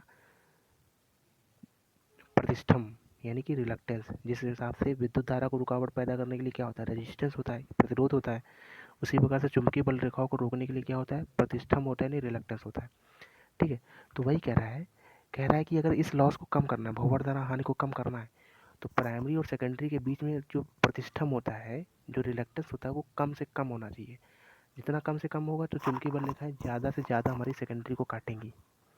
मेरी बातों को ध्यान से समझो, चित्र को अपने दिमाग में ऑब्जर्व करो। ठीक है, तो यानी कि जब हम एसी देंगे प्राइमरी को, तो प्राइमरी से चुंबकीय बल रेखाएं निकलेंगे और सेकेंडरी में काटेंगे जाके। तो यानी कि जब इनके बीच का रास्ता जितना कम कठिन होगा, उतनी ज़्यादा चुंबकीय बल रेखाएं सेकेंडरी को काटेंगे। यानी कि इन दोनों के बीच में प्रतिष्ठम जितना कम होगा तो उतनी ज़्यादा चुंबकीय बल रेखाएं प्राइमरी से निकलेंगी और सेकेंडरी में क्या करेंगी, काटेंगी। ठीक है, तो जितनी ज़्यादा काटेंगी तो क्या होगा, उसका प्रतिष्ठम जो है उतना कम होगा, नहीं कि बीच में रुकने का जो रास्ता है वो कम से कम होना चाहिए। इस लाइन का मतलब ये है। ठीक है, तो इस हानि को कम करने के लिए क्या होता है, फ्लक्स को निम्न प्रतिष्ठम पाथ, यानी कि निम्न प्रतिष्ठम पाथ वाला रास्ता प्रदान करना चाहिए, तब भी हमारा बहुवर्धन हानि को कम किया जा सकता है। ठीक है, चलो, और ये फॉर्मूला याद होना चाहिए। ठीक है, अब हम बात करते हैं हिस्टेरिसिस हानि क्या हो। हिस्टेरिसिस हानि यानी कि सैथिल हानि बोलते हैं, या फिर इसको मंदायन हानि भी बोलते हैं। इंग्लिश वर्ड याद रखो बहुत ज़्यादा।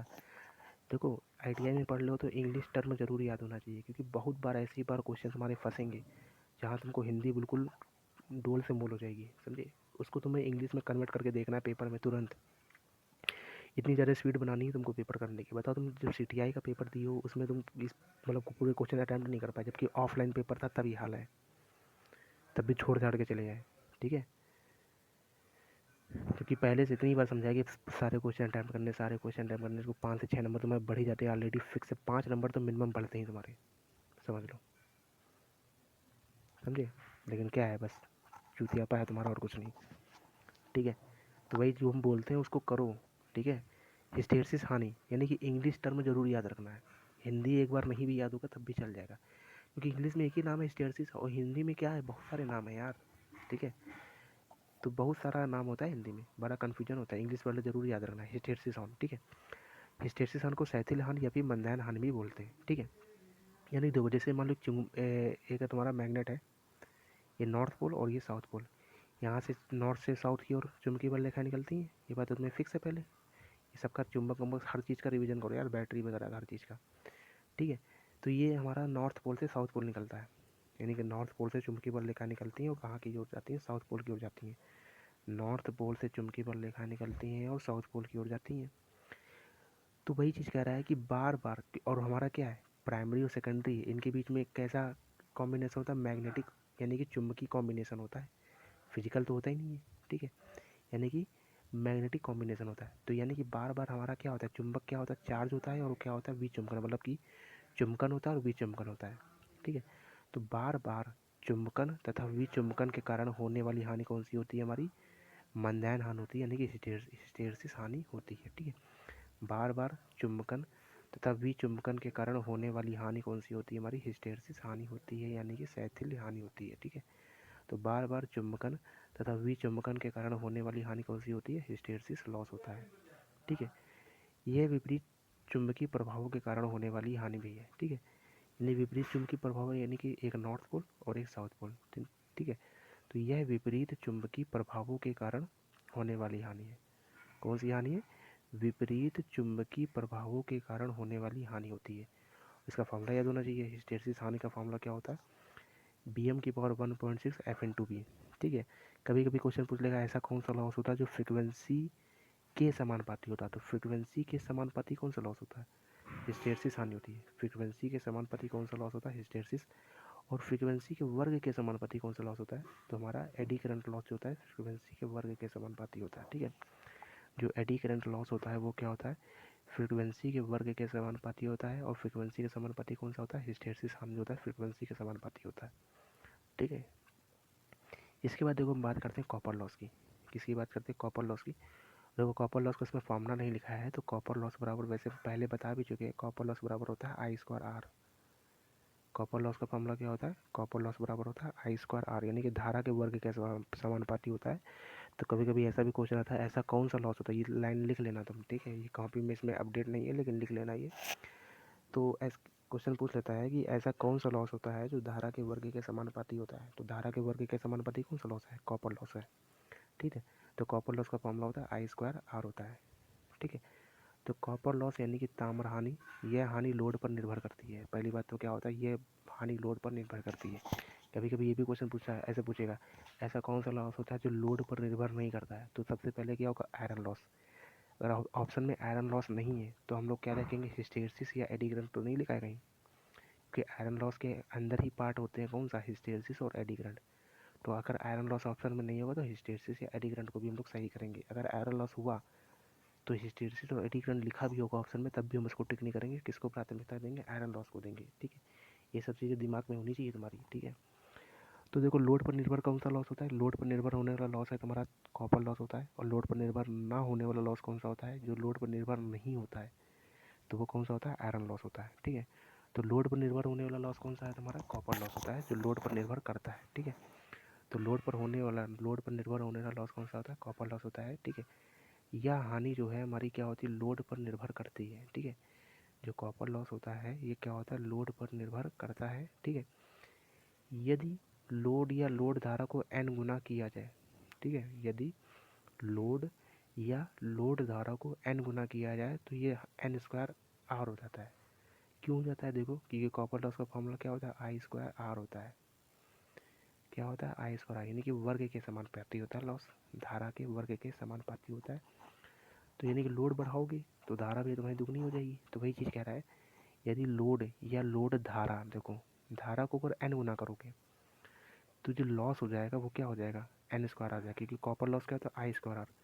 यानी कि अगर इसको n की जगह 2 यानी कि 2 गुना करोगे तो 2 गुना करोगे तो 2 का स्क्वायर यानी कि 4, लॉस कितने गुना हो जाएगा? 4 गुना हो जाएगा, ठीक है। तो वही चीज़ लिखा है, अगर धारा को दुगुना करोगे तो लॉस हो जाएगा 4 गुना, धारा को 3 गुना करोगे तो लॉस हो जाएगा 9 गुना, धारा को 1/2 गुना करोगे तो लॉस हो जाएगा 1/4 गुना हो जाएगा। ये लाइन समझ में आ गई होगी, ठीक है। और ये कैसी लॉस होती है? आस्थिर हानि होती है, यानी कि फिक्स का, ये तो वेरिएबल लॉस है ना, यानी कि लोड पर निर्भर कर रहा है, यानी लोड पर निर्भर होने वाला लॉस है ये, यानी कि वेरिएबल लॉस है। वेरिएबल लॉस है यानी कि अस्थिर हानि है। कैसी हानि है? ये तुम्हारी अस्थिर हानि है। तो यह अस्थिर हानि होती है, ठीक है। अब देखो किसी मतलब ट्रांसफार्मर की दक्षता अधिकतम कब होगी? दक्षता जो है वो अधिकतम कब होगी, ठीक है। ट्रांसफार्मर की जो दक्षता है वो तुम्हारी अधिकतम कब होगी? तो अधिकतम कब होगी? जब वेरिएबल लॉस बराबर क्या हो जाए? कांस्टेंट लॉस हो जाए। क्या बोलते हैं? वेरिएबल वेरिएबल लॉस बराबर कौन सा लॉस होना चाहिए तुम्हारा? कांस्टेंट लॉस होना चाहिए। कौन सा लॉस होना चाहिए तुम्हारा? कांस्टेंट लॉस होना चाहिए, ठीक है। ये चीज़ होती है, ठीक है। यानी वेरिएबल लॉस बराबर कौन सा होना चाहिए? तो वेरिएबल लॉस बराबर होना चाहिए कांस्टेंट लॉस होना चाहिए, ठीक है। वेरिएबल लॉस बराबर होना चाहिए तुम्हारा कांस्टेंट लॉस होना चाहिए, ठीक। तो किसी भी ट्रांसफार्मर की दक्षता अधिकतम कब होगी? जब वेरिएबल लॉस बराबर कांस्टेंट लॉस होगा, या फिर इसको क्या बोलते हैं? स्थिर हानि बराबर होता है अस्थिर हानि, या फिर लोहा हानि जो है ताम्र हानि के बराबर होना चाहिए। यानी आयरन लॉस बराबर कॉपर, देखो अभी हमने लिखी लाइन कि वेरिएबल लॉस बराबर होना चाहिए कांस्टेंट लॉस। तो वेरिएबल लॉस किसको बोलते हैं? वेरिएबल लॉस बोलते हैं ताम्र हानि को, यानी कि कॉपर लॉस को बोलते हैं। और कांस्टेंट लॉस किसको बोलते हैं, यानी कि आयरन लॉस को बोलते हैं। ठीक है, तो वही चीज़ है, यानी कि स्थिर हानि इसको बोलते हैं, और इसको बोलते हैं अस्थिर हानि भी बोल सकते हैं। ठीक है, वही सब चीज़ें हैं, बिल्कुल फिक्स है। ठीक है, कोई भी कन्फ्यूजन नहीं होना चाहिए इसमें। ठीक है, चलो अब ट्रांसफार्मर हानियों को निम्न विधि द्वारा ज्ञात किया जाए, मतलब ट्रांसफार्मर हानियों को कौन कौन सी विधि से ज्ञात कर सकते हैं। तो ट्रांसफार्मर हानियों को हम लोग निम्न विधि से ज्ञात कर सकते हैं। ठीक है, ट्रांसफार्मर हानियों को जो है हम लोग निम्न विधि से ज्ञात कर सकते हैं। पहली होती है अप्रत्यक्ष विधि और दूसरी होती है प्रत्यक्ष, यानी कि पहली प्रत्यक्ष विधि और अप्रत्यक्ष विधि।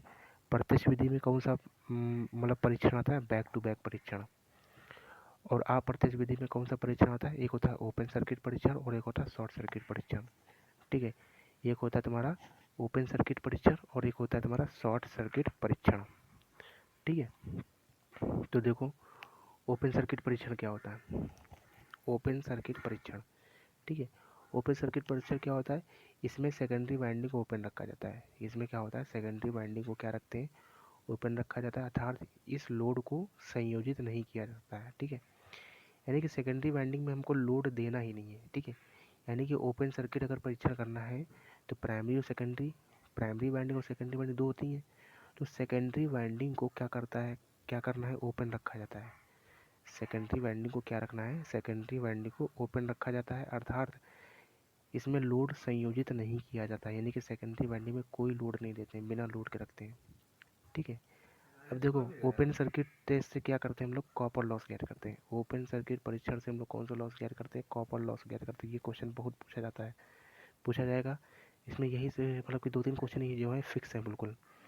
यानी कि ऐसे पूछेगा कि ओपन सर्किट परीक्षण से कौन सा लॉस ज्ञात किया जाता है। ओपन सर्किट परीक्षण से कौन सा लॉस ज्ञात किया जाता है, तो ओपन सर्किट परीक्षण से हम लोग कॉपर लॉस को ज्ञात करते हैं। ठीक है, ओपन सर्किट परीक्षण से कौन सा लॉस ज्ञात करते हैं, तो ओपन सर्किट परीक्षण से हम लोग कॉपर लॉस को ज्ञात करते हैं।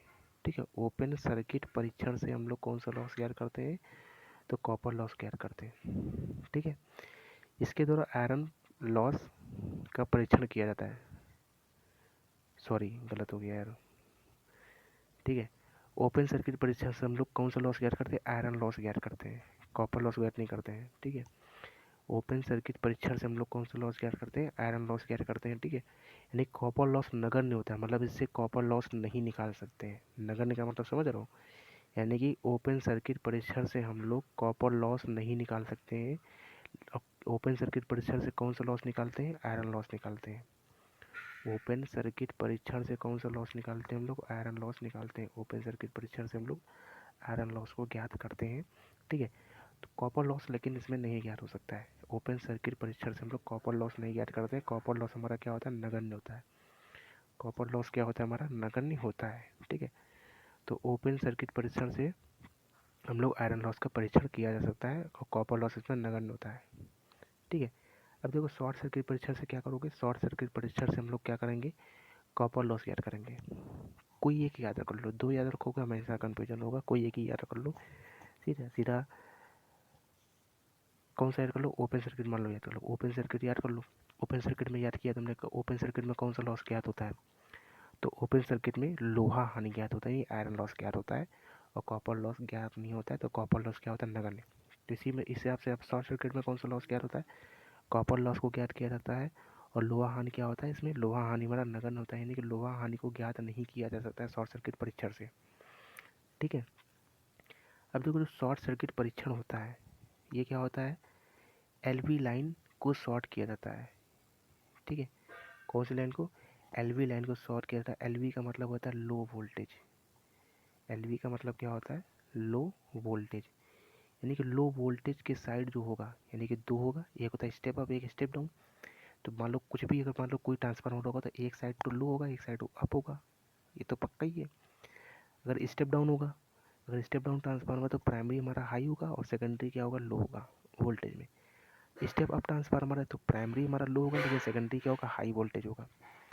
तो यानी कि हम लोग क्या करेंगे, low voltage side, low voltage line को शॉर्ट सर्किट इसमें किया जाता है। ठीक है, यानी लो वोल्टेज लाइन, ठीक है, लो वोल्टेज लाइन को शॉर्ट किया जाता है।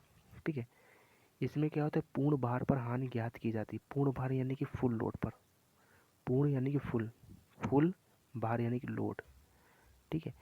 तो फुल लोड पर कौन सा लॉस ज्ञात किया जाता है? शॉर्ट सर्किट परीक्षण ज्ञात किया जा सकता है। ठीक है, कौन सा ज्ञात किया जाता है? शॉर्ट सर्किट परीक्षण ज्ञात करते हैं। ठीक है, तो इसमें फुल लोड पर हानि ज्ञात की जाती है। इसमें फुल लोड पर हानि को ज्ञात किया जाता है। अब देखो बात हम करते हैं किसकी? प्रत्यक्ष विधि की। प्रत्यक्ष विधि में हमने क्या पढ़ा? बैक टू बैक परीक्षण विधि। कौन सा? बैक टू बैक परीक्षण विधि। तो जो बैक टू बैक परीक्षण विधि है, इस विधि को अन्य नाम से भी जानते हैं। इसको क्या बोलते हैं? क्या बोलते हैं? समपनर्स परीक्षण। कौन सा परीक्षण बोलते हैं? समपनर्स परीक्षण बोलते हैं। तो बैक टू बैक परीक्षण विधि को हम लोग क्या बोलते हैं? समपनर्स परीक्षण भी बोला जाता है। ठीक है, तो बैक टू बैक परीक्षण को हम लोग क्या बोलते हैं? बैक टू बैक परीक्षण बोलते हैं, समपनर्स परीक्षण बोला जाता है। ठीक है, तो बैक टू बैक परीक्षण क्या है? ये एक प्रत्यक्ष विधि यानी कि एक डायरेक्ट विधि है। बैक टू बैक परीक्षण क्या है कि यह एक तुम्हारी प्रत्यक्ष यानी कि डायरेक्ट विधि है। इसमें दो समरूप ट्रांसफार्मर की आवश्यकता होती है। कैसे? ट्रांसफार्मर की दो समरूप ट्रांसफार्मर की आवश्यकता होती है। ठीक है, तो इसमें क्या होता है? इसमें तुम्हारे दो समरूप यानी एक जैसे ट्रांसफार्मर की आवश्यकता होती है। इसमें दो समरूप ट्रांसफार्मर की आवश्यकता होती है, मतलब इसमें एक जैसे ही दो ट्रांसफार्मर होते हैं। ठीक है, इसके द्वारा दक्षता, रेगुलेशन तथा हीटिंग जांच भी की जा सकती है। ठीक है, वोल्टेज रेगुलेशन का मामला पड़ा था, वही चीज़ है कि इसके द्वारा हम लोग दक्षता यानी कि इफिशियंसी, रेगुलेशन तथा हीटिंग जांच भी की जा सकती है। किसके द्वारा? बैक टू बैक परीक्षण विधि द्वारा। किसके द्वारा? बैक टू बैक परीक्षण विधि द्वारा, यानी कि इसके द्वारा दक्षता, रेगुलेशन और हीटिंग जांच भी की जाती है। ये जो हीटिंग जांच होती है ना, यह लोड रहित अवस्था में होता है। ये जो हीटिंग जांच होती है, ये क्या होती है? लोड रहित अवस्था में होता है। किस अवस्था में होता है? लोड रहित अवस्था में होता है, यानी कि बिना लोड के। ठीक है, इसके बाद देखो, यानी कि हीटिंग जांच जो होता है बिना लोड के करते हैं। लोड रहित का मतलब, लोड रहित, देखो एक वर्ड है लोड सहित, बड़ा कंफ्यूजन होता है इसमें, और एक होता है लोड रहित, जैसे लिखा हुआ है। लोड सहित मतलब लोड के साथ करते हैं, और लोड रहित का मतलब हो गया बिना लोड के करते हैं।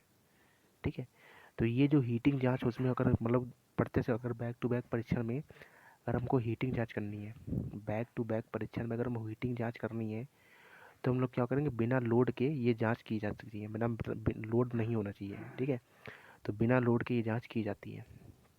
अब देखो बैक टू बैक परीक्षण के लाभ क्या है?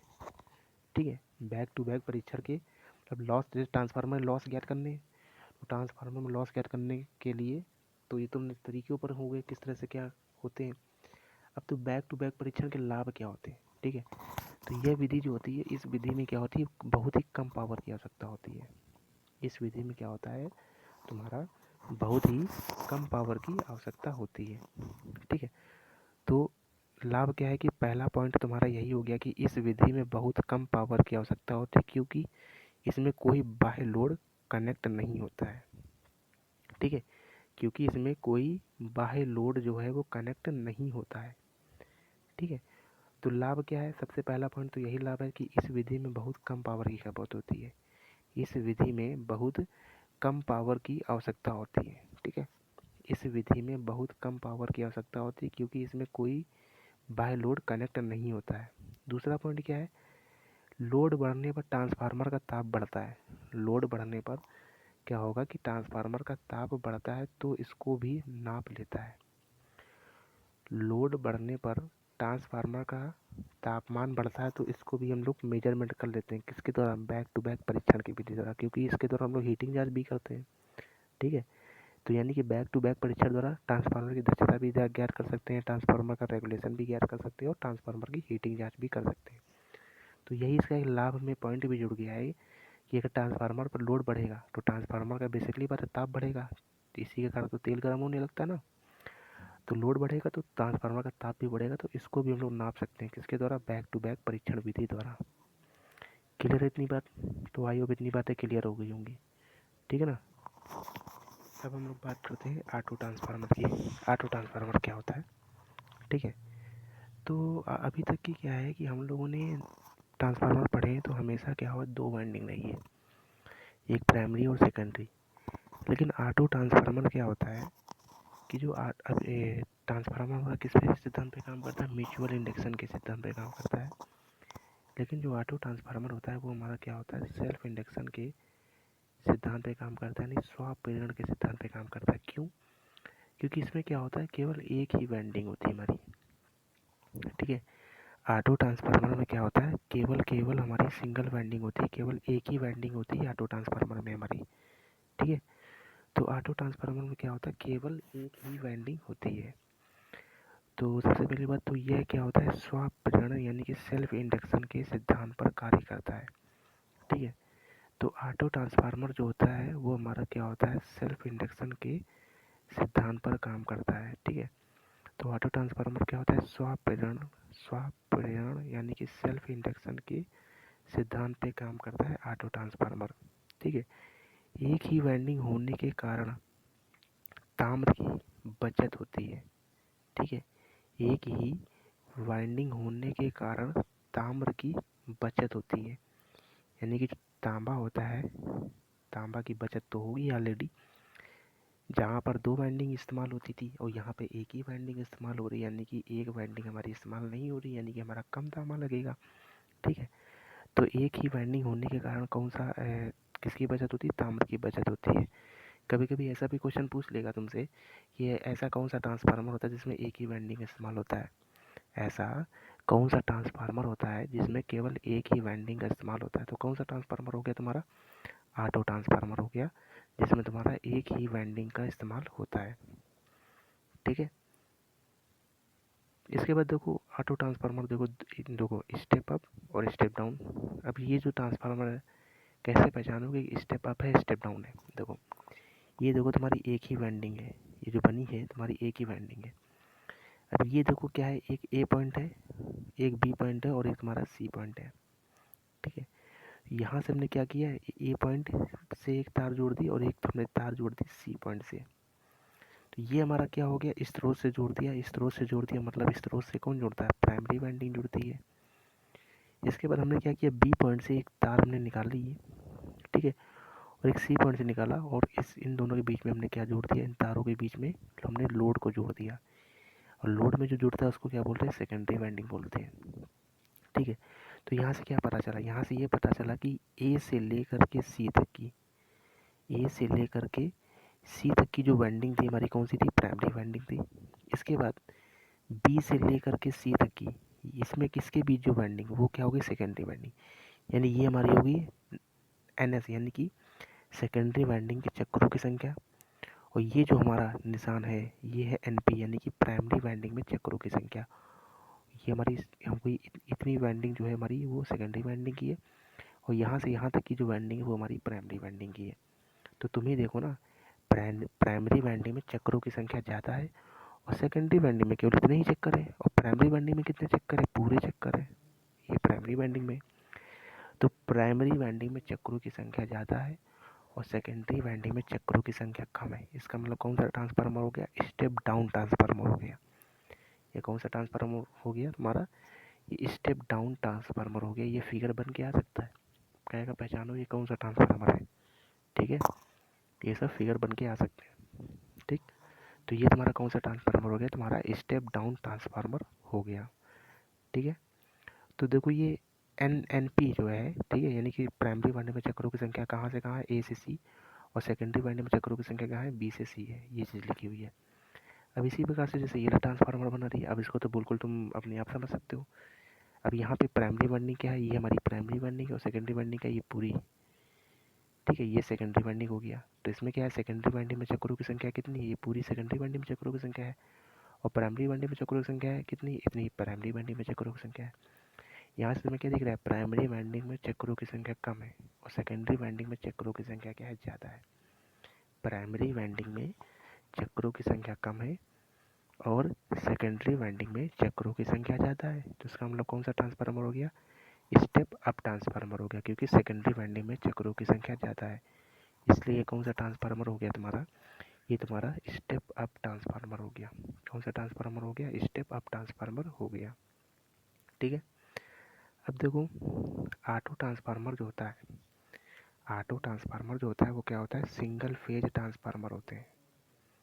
ठीक है, जो तुम्हारे ऑटो ट्रांसफार्मर होते हैं कैसे होते हैं, वो तुम्हारे सिंगल फेज ट्रांसफार्मर होते हैं। ये कम क्षमता के लिए उपयोग में लिए जाते हैं। ये क्या होता है कि कम क्षमता के लिए उपयोग में लिए जाते हैं, यानी कम क्षमता के बनाए जाते हैं। ठीक है, यानी कि जो ऑटो ट्रांसफार्मर होते हैं वो क्या होते हैं, कम क्षमता के होते हैं। ठीक है, तो ऑटो ट्रांसफार्मर क्या होते हैं, सिंगल फेज ट्रांसफार्मर होते हैं। सबसे पहली बात कि जो तुम्हारे ऑटो ट्रांसफार्मर होते हैं क्या होते हैं, सिंगल फेज ट्रांसफार्मर होते हैं। ठीक है, और ये कम क्षमता के लिए उपयोग में लिए जाते हैं। क्या होता है, ये कम क्षमता के लिए उपयोग में लिए जाते हैं। ठीक है, तो ये तो तुम्हें पता ही है कॉम्बिनेशन, क्योंकि रेशियो, ट्रांसफार्मर रेशियो सबके लिए सेम ही होगा। तो ट्रांसफार्मर रेशियो के बराबर क्या होता है, E2 अपॉन में E1 बराबर में N2 अपॉन में N1।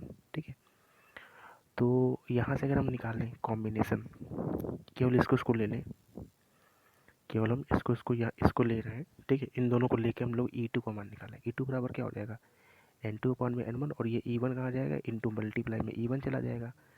तो वही चीज़ है, ये मल्टीप्लाई में क्या है, E1 है। यानी E2 बराबर क्या लिख दिया सीधा, N2 अपॉन में N1 इंटू स्रोत की विद्युत वाहक बल, स्रोत का विद्युत वाहक बल यानी कि E1, यानी कि स्रोत का विद्युत वाहक बल। अगर यहाँ पे E2 भेजते, सोचो अगर यहाँ पे हम E2 को भेजते तो अपॉन में जाता, तो E2 को क्या लिखते हैं, लोड का विद्युत वाहक बल। ठीक है ना, ये सब चीज़ें समझो। लोड हमेशा सेकेंडरी वाइंडिंग में जुड़ता है, और जो स्रोत होता है वो हमेशा प्राइमरी वाइंडिंग में जुड़ता है। ठीक है, तो ये चीज़ भी क्लियर हो गई होगी तुमको। आगे चलते हैं। अब देखो, ऑटो ट्रांसफार्मर का हम लोग यूज कहाँ कहाँ करते हैं। ठीक है, ऑटो ट्रांसफार्मर का जो है हम लोग जो यूज है वो कहाँ कहाँ करते हैं। तो देखो, ऑटो ट्रांसफार्मर का यूज कहाँ करते हैं, ऑटो ट्रांसफार्मर का यूज हम लोग बूस्टर के रूप में करते हैं। ठीक है, ऑटो ट्रांसफार्मर का यूज कहाँ करते हैं, बूस्टर के रूप में करते हैं, स्टेबलाइजर के रूप में भी करते हैं, यानी स्टेबलाइजर में भी करते हैं, और मोटर की गति नियंत्रण में भी करते हैं। कहाँ करते हैं, मोटर की गति नियंत्रण यानी कि स्पीड कंट्रोल में भी करते हैं। ठीक है, यानी कि मोटर की स्पीड को कंट्रोल करने के लिए भी किया जाता है। ठीक है, तो ऑटो ट्रांसफार्मर का उपयोग कहाँ कहाँ करेंगे, ऑटो ट्रांसफार्मर का उपयोग हम लोग करेंगे बूस्टर के रूप में भी करते हैं, स्टेबलाइजर के रूप में भी करते हैं, और मोटर की गति नियंत्रण में भी ऑटो ट्रांसफार्मर का यूज किया जाता है। निम्न वोल्टेज पर ऑटो ट्रांसफार्मर का वोल्टेज रेगुलेशन क्या होता है, उच्च होता है। ठीक है, निम्न वोल्टेज पर ऑटो ट्रांसफार्मर का वोल्टेज रेगुलेशन क्या होता है, उच्च होता है। ठीक है, और एक ही वाइंडिंग के कारण हीट भी क्या होता है, कम होता है। जब सोचो ऑटो ट्रांसफार्मर में एक ही वाइंडिंग है। ठीक है, ऑटो ट्रांसफार्मर में तुम्हारी कितनी वाइंडिंग है, ऑटो ट्रांसफार्मर में तुम्हारी एक ही वाइंडिंग है। जब एक ही वाइंडिंग है तो हीट भी क्या होगी, कम होगी। ठीक है, तो वही चीज़ लिखा हुआ है कि एक ही वाइंडिंग के कारण, एक ही वाइंडिंग के कारण हीट भी क्या होता है, कम देता है। ठीक है, एक ही वाइंडिंग के कारण हीट भी क्या होता है, कम देता है। तो ऑटो ट्रांसफार्मर का ये तुम्हारा क्या हो गया, उपयोग हो गया। ठीक है, तो ऑटो ट्रांसफार्मर का उपयोग कहाँ करेंगे, बूस्टर के रूप में भी करते हैं, स्टेबलाइजर में भी करते हैं, और मोटर की गति नियंत्रण में भी ऑटो ट्रांसफार्मर का यूज किया जाता है। ठीक है, और निम्न वोल्टेज पर ऑटो ट्रांसफार्मर का वोल्टेज रेगुलेशन क्या होता है, उच्च होता है। ठीक है, निम्न वोल्टेज पर, निम्न वोल्टेज पर ऑटो ट्रांसफार्मर का वोल्टेज रेगुलेशन कैसा होता है, तो निम्न वोल्टेज पर ऑटो ट्रांसफार्मर का वोल्टेज रेगुलेशन जो होता है वो हमारा कैसा होता है, उच्च होता है। और हीट भी क्या होती है, हीट भी कम देता है, क्योंकि एक ही वाइंडिंग तो हीट भी क्या होगी, कम होगी। तो एक ही वाइंडिंग के कारण हीट भी क्या होता है, कम देता है। एक तुम्हारा दूसरा ट्रांसफार्मर, एक होता है तुम्हारा कौन सा ट्रांसफार्मर, वेरिएक ऑटो ट्रांसफार्मर होता है। कौन सा होता है, वेरिएक ऑटो ट्रांसफार्मर होता है। ठीक है, तो ये तुम्हारा वेरिएक ऑटो ट्रांसफार्मर क्या होता है। ठीक है, तुम्हारा ये वेरिएक ऑटो ट्रांसफार्मर क्या होता है, तो सेकेंडरी वाइंडिंग में 5 से 10 टैपिंग निकाल देना, जिसकी सहायता से सेकेंडरी वोल्टेज को कम तथा ज़्यादा किया जा सके। ठीक है, तो वो तुम्हारा क्या होता है, वेरिएक ट्रांसफार्मर होता है। मतलब कि देखो, जैसे कि मान लो ये है, जैसे मान लो ये ट्रांसफार्मर है, इसमें सेकेंडरी वाइंडिंग का ये सेकेंडरी वाइंडिंग, यहाँ से हमने मतलब तार निकाल दिया ऐसे करके, तो तो ये जो इसको बोलते हैं टैपिंग, ठीक है, सेकेंडरी वाइंडिंग से। जैसे मान लो इसमें तुम्हारी ये सेकेंडरी वाइंडिंग है, ये तुम्हारी वाइंडिंग पूरी कौन सी है, सेकेंडरी वाइंडिंग है। यहाँ से हमने तार निकालना, मान लो तार मतलब इस तार ऐसे तार निकाल दिया, तो इसी तार को निकालने को क्या बोलते हैं हम लोग, टैपिंग बोलते हैं। तो यही हमारा वेरिएक ट्रांसफार्मर होता है। स्टेप अप ऑटो ट्रांसफार्मर हो या फिर स्टेप डाउन ऑटो ट्रांसफार्मर हो, सेकेंडरी वाइंडिंग, ठीक है, सेकेंडरी वाइंडिंग में से जो हम लोग टैपिंग निकालते हैं, तार जो निकालते हैं, उसी को हम लोग क्या बोलते हैं, उसी को हम लोग बोलते हैं वेरिएक ऑटो ट्रांसफार्मर बोलते हैं। उसी को हम लोग क्या बोलते हैं, हम लोग वेरिएक ऑटो ट्रांसफार्मर बोलते हैं। यानी कि सेकेंडरी वाइंडिंग में 5 से 10 टैपिंग निकाल देना, जिसकी सहायता से सेकेंडरी वोल्टेज को कम या ज़्यादा किया जा सके, जिसकी सहायता से सेकेंडरी वोल्टेज को कम या ज़्यादा किया जा सके, उसी को हम लोग क्या बोलते हैं, वेरिएक ऑटो ट्रांसफार्मर बोलते हैं। क्या बोलते हैं, वेरिएक ऑटो ट्रांसफार्मर बोलते हैं। तो इतना याद रखना, वेरिएक ऑटो ट्रांसफार्मर क्या होता है, सेकेंडरी वाइंडिंग में टैपिंग निकालने की क्रिया को ही क्या बोलते हैं, वेरिएक ऑटो ट्रांसफार्मर बोलते हैं। 5 से 10 टैपिंग निकाल दोगे तभी तुम्हारा ट्रांसफार्मर कौन सा हो जाएगा, वेरिएक ऑटो ट्रांसफार्मर हो जाएगा। ठीक है, अब हम देखते हैं क्लिप ऑन टेस्टर और टोंग टेस्टर क्या होता है।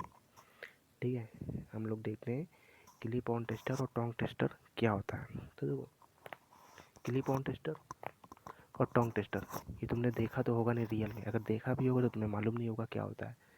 ठीक है, तो मैं किसी दिन तुमको क्लिप ऑन टेस्टर और टोंग टेस्टर दिखाऊंगा, क्योंकि मेरी देखो अभी क्या है कि ऑनलाइन ट्रेनिंग स्टार्ट होने वाली है। मेरी ऑनलाइन ट्रेनिंग स्टार्ट होने वाली है। ये मेरी समझो सोमवार से ऑनलाइन ट्रेनिंग स्टार्ट है। मेरी सोमवार से ऑनलाइन ट्रेनिंग स्टार्ट है। तो ये मान के चलो, फिलहाल तुमको बताना भूल गया था मैं। ठीक है, तो सोमवार से मेरी ऑनलाइन ट्रेनिंग स्टार्ट है और मेरी लगभग 9:30 बजे से क्लास स्टार्ट होगी। तो 12 12:30 बजे तक चलेगी। उसके बाद हमारा सेकंड हाफ में चलेगा, वही 2 बजे से क्लास चलेगी 5 बजे तक की। तो मतलब कि इसके बाद हमारा ट्रेनिंग का काम भी करना पड़ेगा, है ना। हो सकता है कि मेरा शेड्यूल थोड़ा बिजी हो जाए। ठीक है, वैसे भी जानते हो यार, नौकरी के बाद यही होता है, इधर का उधर तो ये सब चलता ही रहता है, नौटंकी यार बुरी। ठीक है, तो फिलहाल कोशिश तो मेरी यही रहेगी कि तुमको वीडियो देखते रहें डेली। ठीक है, और मुझे पता नहीं यार उसमें सिम में क्या हो गया, बड़ी प्रॉब्लम चल रही है इसमें यार, तुमको बताना था लेकिन बता भी नहीं पाया यार। ठीक है, सिम में मेरी प्रॉब्लम चल रही है, चलो देखा जाएगा। वैसे सही कराने सोचा है, उम्मीद है, कस्टमर केयर बात किया था, बोल तो रहा था सही हो जाएगा, नहीं सही हुआ तो देखेंगे क्या करना है आगे। ठीक है, तो इसका मैं तुमको दिखाऊंगा जब ट्रेनिंग कंप्लीट हो जाएगी। तो अभी तो काम पे जा नहीं रहे, अभी रूम पे ही रहते हैं। ठीक है, तो ट्रेनिंग जब कंप्लीट हो जाएगी तो क्या है कि मैं तुमको इन सबके फिगर दिखाऊंगा, ट्रांसफार्मर का भी फिगर दिखाऊंगा, क्लिप ऑन टेस्टर क्या होता है, टोंग टेस्टर क्या होता है। ठीक है, ये सब मैं दिखाऊंगा। क्लिप ऑन टेस्टर क्या, जैसे मान लो तुम्हारे घर में लाइट आ रही है, ठीक है, तो क्लिप ऑन टेस्टर ऐसा होता है कि उसको तुम मतलब कि तार को छीलने की ज़रूरत नहीं है, तार को छीलने की ज़रूरत नहीं है। वो ऐसी मतलब ऐसा उपकरण होता है कि तुम उसको तार पे लटका, तुम उसको तार पे लगा दो, तुम उसको तार में लगा दोगे तो वो तुम्हारा क्या दिखाने लगेगा, एम्पियर दिखाने लगेगा। ठीक है, वो तुम्हारा क्या दिखाने लगेगा, एम्पियर शो करने लगेगा कि हाँ ये इतने एम्पियर की धारा इसमें आ रही है। ठीक है, यानी कि इस तार में कितने एम्पियर की धारा है, क्या कितनी क्या नहीं है, वो सब इसमें तुमको शो करने लगेगा। ठीक है, तो ये तुम्हारा होता है क्लिप ऑन टेस्टर होता है। ठीक है, धारा वगैरह को भी नापता है, वोल्टेज को नापता है। ठीक है, ये सब चीज़ें। चलो देखते हैं। तो देखो क्या बोल रहा है, कह रहा है कि एच टी लाइन में, ठीक है, कौन सी लाइन में, एच टी लाइन में। एच टी लाइन का मतलब हो गया तुम्हारा हाई टेंशन लाइन। ठीक है, एच टी का मतलब क्या होगा, हाई टेंशन लाइन। कौन सी लाइन, हाई टेंशन लाइन। ठीक है, ये तुम्हारा हो गया एच टी का मतलब। तो एच टी लाइन में धारा को मापना, ठीक है, यानी कि क्लिप ऑन टेस्टर और टोंग टेस्टर से क्या करते हैं हम लोग, क्लिप ऑन टेस्टर और टोंग टेस्टर से क्या करते हैं कि एच टी लाइन में धारा को मापते हैं। ठीक है, क्लिप ऑन टेस्टर और टोंग टेस्टर में क्या करते हैं, एच टी लाइन में धारा को नापते हैं। यानी एच टी लाइन मतलब हाई टेंशन लाइन में हम लोग धारा को मापते हैं, हाई टेंशन लाइन में धारा को नापते हैं। किसके द्वारा, क्लिप ऑन टेस्टर या फिर टोंग टेस्टर के माध्यम से। ठीक है, क्लिप ऑन टेस्टर या टोंग टेस्टर के माध्यम से हाई टेंशन लाइन में हम लोग धारा को नापते हैं। ठीक है, क्लिप ऑन टेस्टर और टोंग टेस्टर, ठीक है, से हम लोग हाई टेंशन में धारा को नापते हैं। ठीक, और देखो, यानी कि तुमको ये देखो लिखा हुआ ना, यह चलती हुई धारा को नापता है, यह चलती हुई धारा को नापता है। इस लाइन का मतलब समझ रहे हो, इस लाइन का मतलब यही है कि मैडम तुमको बोलो ना कि इसको क्या है, तार को छीलने की जरूरत नहीं पड़ती है। जैसे मान लो केबल आ रही है तुम्हारी घर पे, मीटर के पास केबल लगी है जो बाहर से आई है, तो उस केबल में कितना करंट आ रहा है, प्लास्टिक टाइप का होता है, उसको क्या उसमें लगा देंगे, टच करा देंगे तो हमें पता चल जाएगा इस केबल में कितना करंट आ रहा है। यानी कि हमको केबल को बंद करने की ज़रूरत ही नहीं पड़ी, यानी कि उस तार में करंट आ रहा था और तब भी आ रहा है। क्लिप ऑन टेस्टर लगाया, चेक किया, हमने देख लिया कितना करंट इसमें चल रहा है। ठीक है, तो ये वही लाइन लिखी है कि यह चलती हुई धारा को नापता है। ठीक है, और टोंग टेस्टर को क्या है, क्लैंप कर तार में लगा दिया जाता है। ठीक है, टोंग टेस्टर को क्लैंप कर, क्लैंप का मतलब होता है जोड़ना एक तरह से। ठीक है, क्लैंप का मतलब क्या होता है, जोड़ना। तो टोंग टेस्टर को, ठीक है, तार में जोड़ कर लगा दिया जाता है, मतलब ठीक है, मतलब कि ऊपर से इसे लगा दिया जाता है। ठीक है, यानी कि क्लिप ऑन टेस्टर और टोंग टेस्टर में क्या होता है, आमीटर लगा होता है। क्या लगा होता है, आमीटर। तुम ही सोचो क्या नापने जा रहे हो, धारा नापने जा रहे हो, धारा हवा में तो नाप नहीं दोगे, तो इसका मतलब धारा किससे नापी जाती है, आमीटर से नापी जाती है। तो वही चीज़ है कि इसमें जो है आमीटर लगा होता है। ये टोंग टेस्टर जो होता है, ये टोंग टेस्टर जो होता है सेकेंडरी वाइंडिंग का कार्य करता है। ठीक है, ये जो तुम्हारा टोंग टेस्टर होता है किसका काम करता है, ये टोंग टेस्टर जो होता है वो तुम्हारा सेकेंडरी वाइंडिंग का कार्य करता है। ठीक है, तो ये टोंग टेस्टर सेकेंडरी वाइंडिंग का कार्य करता है। इस तरह से होता है, सेकंड इस तरह से होता है तुम्हारा। ठीक है, मतलब कि इस तो कुछ में तो ज़्यादा कुछ समझ में आएगा नहीं फिलहाल। ठीक है, देखो ये चीज़ होती है, जैसे मान लो ना ये जो है ना, ये जो चीज़ है ये तुम्हारा क्या है कि ऐसे खुल जाता है ऐसे करके। ठीक है, मतलब ऐसे करके खुल जाता है। इसको क्या होता है, इसके बीच में तार डाल देते हैं, इसके बाद बंद कर देते हैं, ऐसे बंद भी हो जाता है। ठीक है, ऐसे करके बंद भी हो जाता है। ठीक, तो वही चीज़, मतलब ये जो है ना, ये इधर करके ये इसका मुंह खुल जाता है यार, इसके बीच में हम लोग जैसे केबल डाल दी, उसके बाद ये इसका मुंह क्या हो जाता है, बंद हो जाता है। तो इससे हमारा क्या होता है, ये आमीटर लगा होता है। यहाँ पे हमारा क्या है कि धारा माप को बताना लगता है कि यहाँ कितनी धारा हमारी इस वायर में चल रही है, कितनी धारा हमारी इस वायर में जा रही है, ये सब बता देता है। ठीक है, और ये जो हमारी जो है ना ये, ठीक है, ये जो टोंग टेस्टर है ये हमारा क्या है, जो टोंग टेस्टर होता है ये सेकेंडरी वाइंडिंग का काम करता है।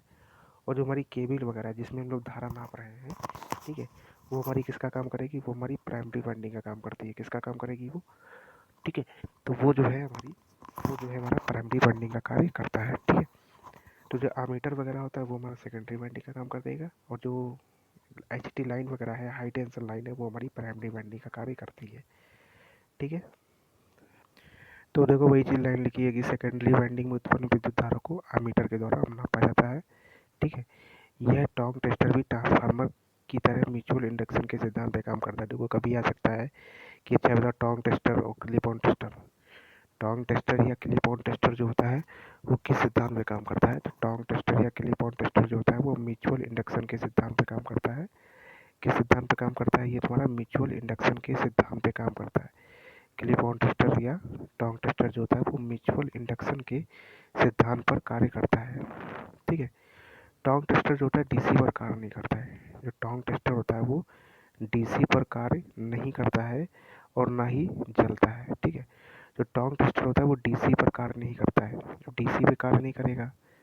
ठीक है, यानी कि ये तुम्हारा एसी पे काम करता है, डीसी पर इसका उपयोग नहीं कर सकते हो। ठीक है, जो टोंग टेस्टर डीसी पर कार्य नहीं करता है और ना ही ये जलता है, और क्या होता है, ना ही ये जलता है।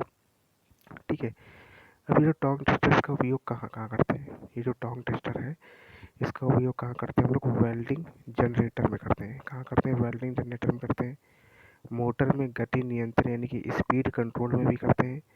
मुख्य पैनल में भी करते हैं। ठीक है, मतलब ये जो क्लिप ऑन टेस्टर मुख्य पैनल में भी करते हैं और जीएसएस सप्लाई प्रदान करने में भी करते हैं। ठीक है, मुख्य पैनल क्या होता है, मुख्य पैनल तुमको नहीं मालूम होगा, स्टेशन तुमने देखा होगा। ठीक है, तो स्टेशन पे क्या होता है, जैसे एक बड़ा सा बोर्ड टाइप का इस तरह से बोर्ड टाइप का लगा होता है। ठीक है, अब जैसे मान लो तुम भी सोचो कि ट्रेन में कभी लाइट नहीं जाती, दुनिया भर की लाइटें चली जाती, ट्रेन की लाइट कभी नहीं जाती। क्यों नहीं जाती, क्योंकि वहाँ पे 3 जगह से लाइट आ रही होती है। ठीक है, वहाँ पे 3 जगह से लाइट आ रही होती है। एक तो तुम्हारी लोकल वाली, जैसे मान लो अपने यूपी में है, तो एक तो हम लोग के घरों में जो जाती है लाइट वो इस पैनल बोर्ड में जाती है, ये पैनल बोर्ड होता है, यहीं पे पूरा कनेक्शन होता है। ठीक है, एक लाइन तुम्हारी पैनल बोर्ड में जाएगी, तो वो तुम्हारी लोकल वाली यूपी की लाइन हो गई। एक तुम्हारी हो गई एनटीपीसी की लाइन होती है, और एक होता है आरबीएनएल की लाइट होती है। ठीक है, यानी 3 जगह की लाइट आती है, मतलब एक जगह से जाएगी, ठीक है। इसके बाद एक होता है हमारे होती है बैटरी वगैरह, बैटरी जैसे मान लो ये सब तीनों कर कट हो जाती है तो बैटरी के माध्यम से इसको करंट मिलने लगता है। ठीक है, बैटरी के माध्यम से मुश्किल से 1 से 2 घंटे ही मिल पाता है, लेकिन जनरली ये होता नहीं है। वैसे भी फिलहाल एनटीपीसी की ही लाइट नहीं जाती है। अगर एनटीपीसी की लाइट चली जाएगी तो तुम्हारी आर्डिनल की काम आ जाएगी, जब आर्डिनल की भी चली जाएगी तब तुम्हारी लोकल वाली काम आएगी, जब लोकल वाली भी चली जाएगी तब तुम्हारा बैटरी वगैरह से काम आएगा। फिलहाल लेकिन ऐसा होता नहीं है, आज तक तो कभी ऐसा हुआ नहीं। ठीक है, तो इसका यूज यहाँ करते हैं। ठीक है, तो टोंग टेस्टर या क्लिप-ऑन टेस्टर का यूज वेल्डिंग जनरेटर में करते हैं। इसमें करंट या धारा को नापेंगे कितना क्या आ रहा है। ठीक है, मोटर की स्पीड नियंत्रण में भी करेंगे, मुख्य पैनल में भी करते हैं और जीसे सप्लाई प्रदान करने में भी किया जाता है। ठीक है, अब हम बात करते हैं ट्रांसफार्मर की दक्षता के बारे में। देखो हम लोग बात करते हैं ट्रांसफार्मर की दक्षता के बारे में बात करते हैं। देखो ट्रांसफार्मर की जो दक्षता होती है इसको किससे डिनोट करते हैं? ठीक है, ईटा से डिनोट करते हैं। तो ट्रांसफार्मर की दक्षता यानी इसको ईटा से प्रदर्शित किया जाता है। ठीक है, ईटा बराबर क्या होता है? हमने कहा था दक्षता चाहे जिसकी भी हो फॉर्मूला सेम होता है, आउटपुट बटे इनपुट। याद रखो हमेशा, आउटपुट बटे इंटू इंटू 100। तो ये तुम्हारा स्टैंडर्ड फॉर्मूला हो गया। ये तुम्हारा कौन सा फॉर्मूला हो गया? कोई भी हो, चाहे मोटर हो जनरेटर हो, किसी की भी दक्षता निकालनी हो तो दक्षता का फॉर्मूला ईटा बराबर क्या होता है? आउटपुट बटे में इनपुट इंटू 100। क्या होता है? आउटपुट बटे में इनपुट और इनटू कितना हो जाएगा? 100। तो ट्रांसफार्मर की दक्षता को निकालने का यही फॉर्मूला होता है। ईटा बराबर होता है आउटपुट बटे में इनपुट इनटू कितना होता है? 100। या फिर इसको ऐसे भी लिख सकते हैं हम लोग, ईटा बराबर क्या लिख सकते हैं? Output power. Output power upon में क्या हो जाएगा कि आउटपुट पावर प्लस का लॉसेस, क्योंकि जो इनपुट देंगे, तुम ही सोचो, बात को बड़ी समझना, जो इनपुट है, इनपुट दोगे तो इनपुट जब दोगे तो इनपुट किसके बराबर हो सकता है? जब जैसे मान लो ट्रांसफार्मर है, ट्रांसफार्मर में तुमने इनपुट दिया तो इनपुट में हमें क्या मिलेगा? जब इनपुट दोगे तो हमें मिलेगा आउटपुट। तो पूरा का पूरा इनपुट तो मिल नहीं जाता है, यानी कि आउटपुट में मतलब इनपुट तुम दोगे 100 तो आउटपुट में ये तो है नहीं ट्रांसफार्मर की पूरा 100 दे देगा, क्योंकि आदर्श ट्रांसफार्मर तो है नहीं। तो मान लो आउटपुट तुमको मिला 95%, लेकिन तो 5% कहाँ गया? 5% तुम्हारा लॉसेस में चला गया। यानी कि जो इनपुट है वो किस में कन्वर्ट हो गया है? आउटपुट प्लस का लॉसेस। तो वही लाइन ही यहाँ लिखा हुआ है कि ये उसी के फॉर्मूला का आगे का रूप लिखा है। यानी कि ऊपर क्या है? आउटपुट पावर, तो आउटपुट पावर बटे में इनपुट को क्या लिख दिया है? आउटपुट पावर प्लस का लॉसेस और इंटू कितना है? 100। ठीक है, ये फॉर्मूला भी समझ में आ गया होगा कैसे आया। ठीक है, इसके बाद देखो क्या होता है आउटपुट पावर। ठीक है, अब ट्रांसफार्मर की रेटिंग किस में नापते हैं? केवीए में नापते हैं, यानी कि पावर इसकी किस में होगी? केवीए में होगी। ट्रांसफार्मर की रेटिंग किस में नापते हैं? केवीए या फिर एमवीए में नापते हैं। ठीक है, ट्रांसफार्मर की रेटिंग को केवीए या फिर एमवीए में नापी जाती है ट्रांसफार्मर की रेटिंग। ठीक है, तो अब हम लोग क्या है कि केवीए के रूप में इसको लिखेंगे दक्षता का फॉर्मूला। तो दक्षता यानी कि ईटा बराबर क्या हो जाएगा? KVA out into cos phi. KVA out into cos phi upon में क्या हो जाएगा? KVA out into cos phi. KVA out into cos phi plus का कॉपर लॉस प्लस का आयरन लॉस, ये फॉर्मूला होता है, और इंटू क्या है? 100। ठीक है, ये 3 फॉर्मूले हैं दक्षता के।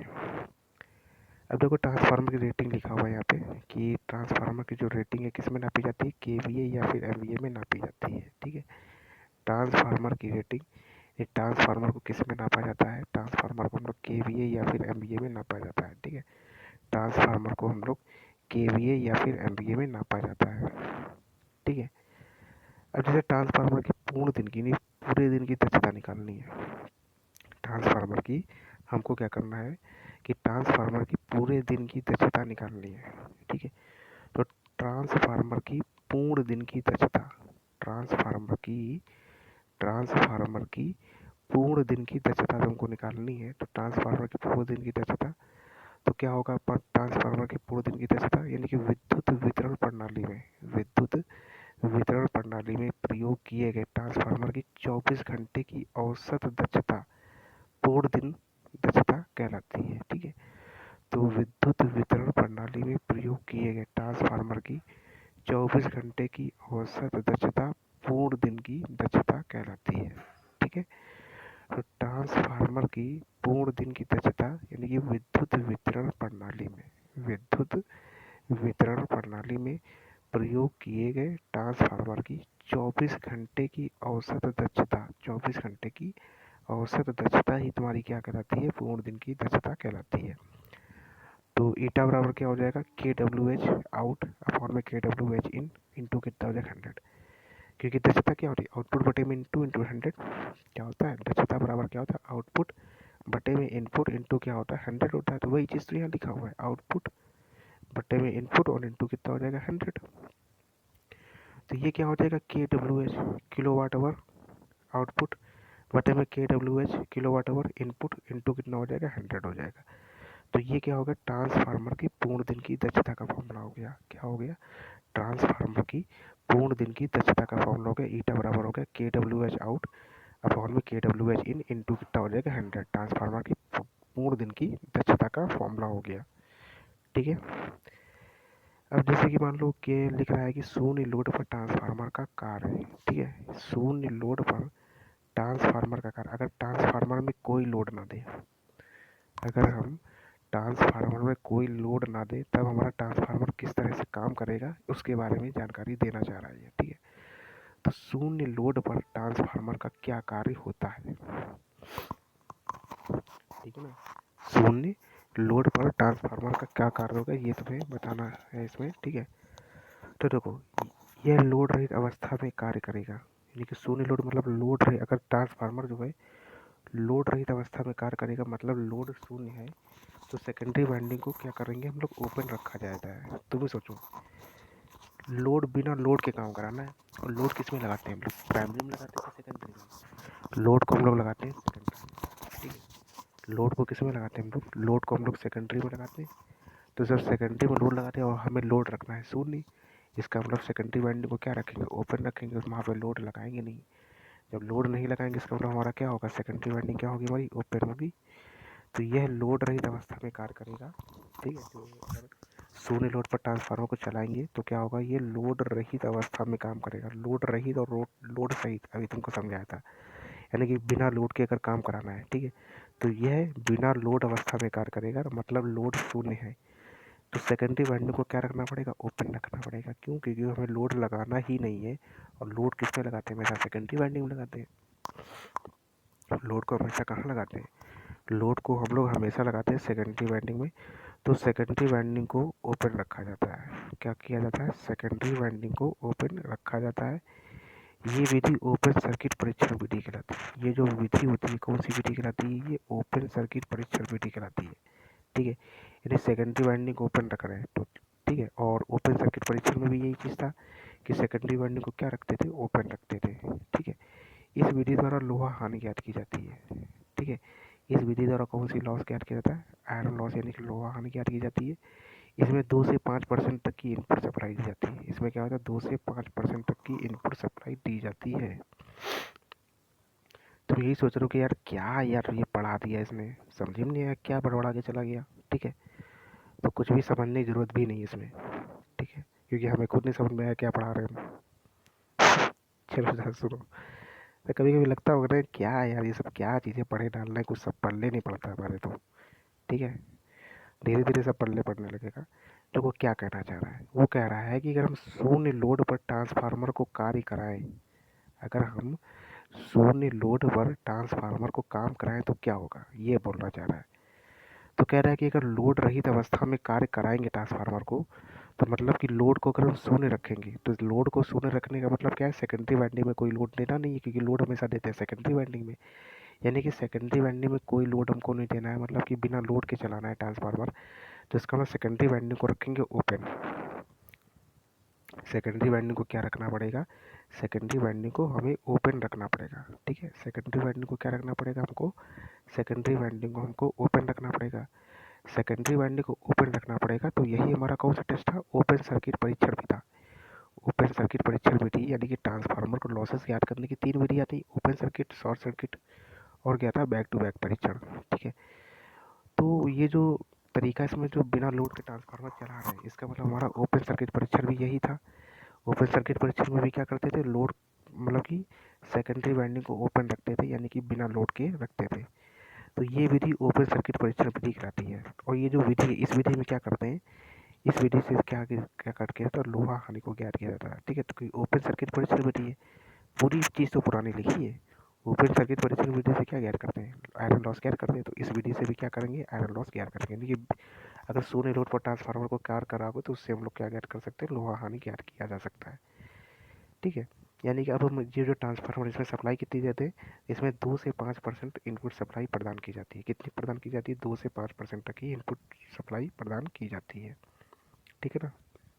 ठीक है, अब देखो शून्य लोड पर जो ट्रांसफार्मर चला रहे हो, ठीक है, शून्य लोड पर जो ट्रांसफार्मर चला रहे हो उसके कार्य क्या क्या, मतलब इससे क्या क्या कर सकते हैं हम लोग। ठीक है, इससे हम लोग क्या क्या कर सकते हैं, देखो ज़रा क्या कर सकते हैं, लोहा हानि को यानी लोहा क्षति के मान को ज्ञात कर सकते हैं।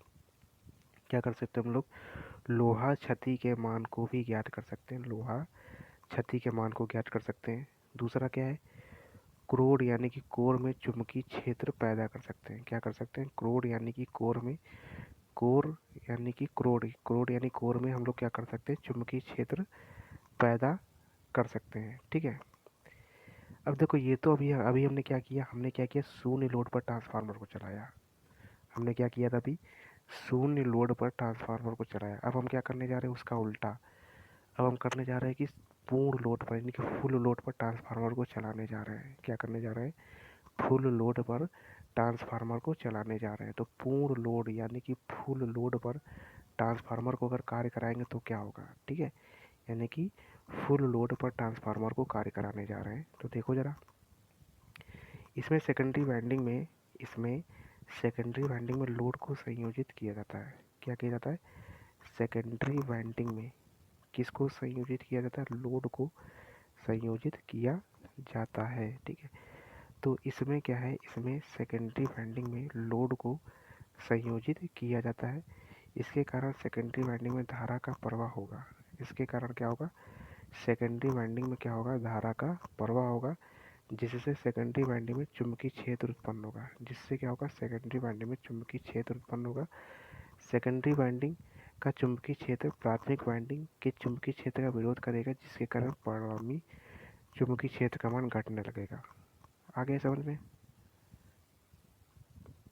बढ़े आगे, चलो अच्छा समझ लो ध्यान से क्या बताया। पूरी स्टोरी पढ़ के तुमको बता दिया हमने, कोई स्टोरी तो पढ़नी होती तो हम खुद ना पढ़ लेते।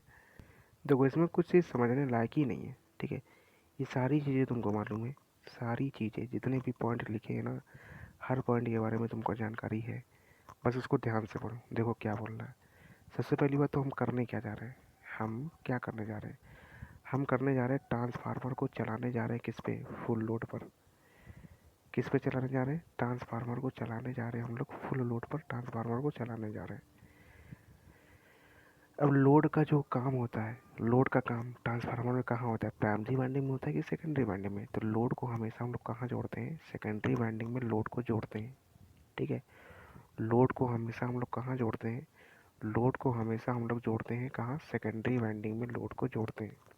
तो वही देखो लाइन लिखा हुआ है कि इसमें सेकेंडरी वाइंडिंग में लोड को संयोजित किया जाता है। इसमें सेकेंडरी वाइंडिंग में क्या किया जाता है, लोड को संयोजित किया जाता है। यानी सेकेंडरी वाइंडिंग में हम लोग किसको संयोजित करेंगे, लोड को संयोजित करेंगे। ठीक है, तो इसमें सेकेंडरी वाइंडिंग में लोड को संयोजित करते हैं। तो सेकेंडरी वाइंडिंग में लोड को संयोजित कर रहे हैं, तो इसमें कोई नई चीज़ लिखी नहीं, हमको तो पहले से मालूम है ऑलरेडी कि लोड को हमेशा कहाँ से लगाते हैं, सेकेंडरी वाइंडिंग में लगाते हैं। तो वही लाइन लिखा हुआ है कि सेकेंडरी वाइंडिंग में लोड को संयोजित किया जाता है। अब लोड को संयोजित करोगे तो इसके कारण सेकेंडरी वाइंडिंग में धारा का प्रवाह होगा।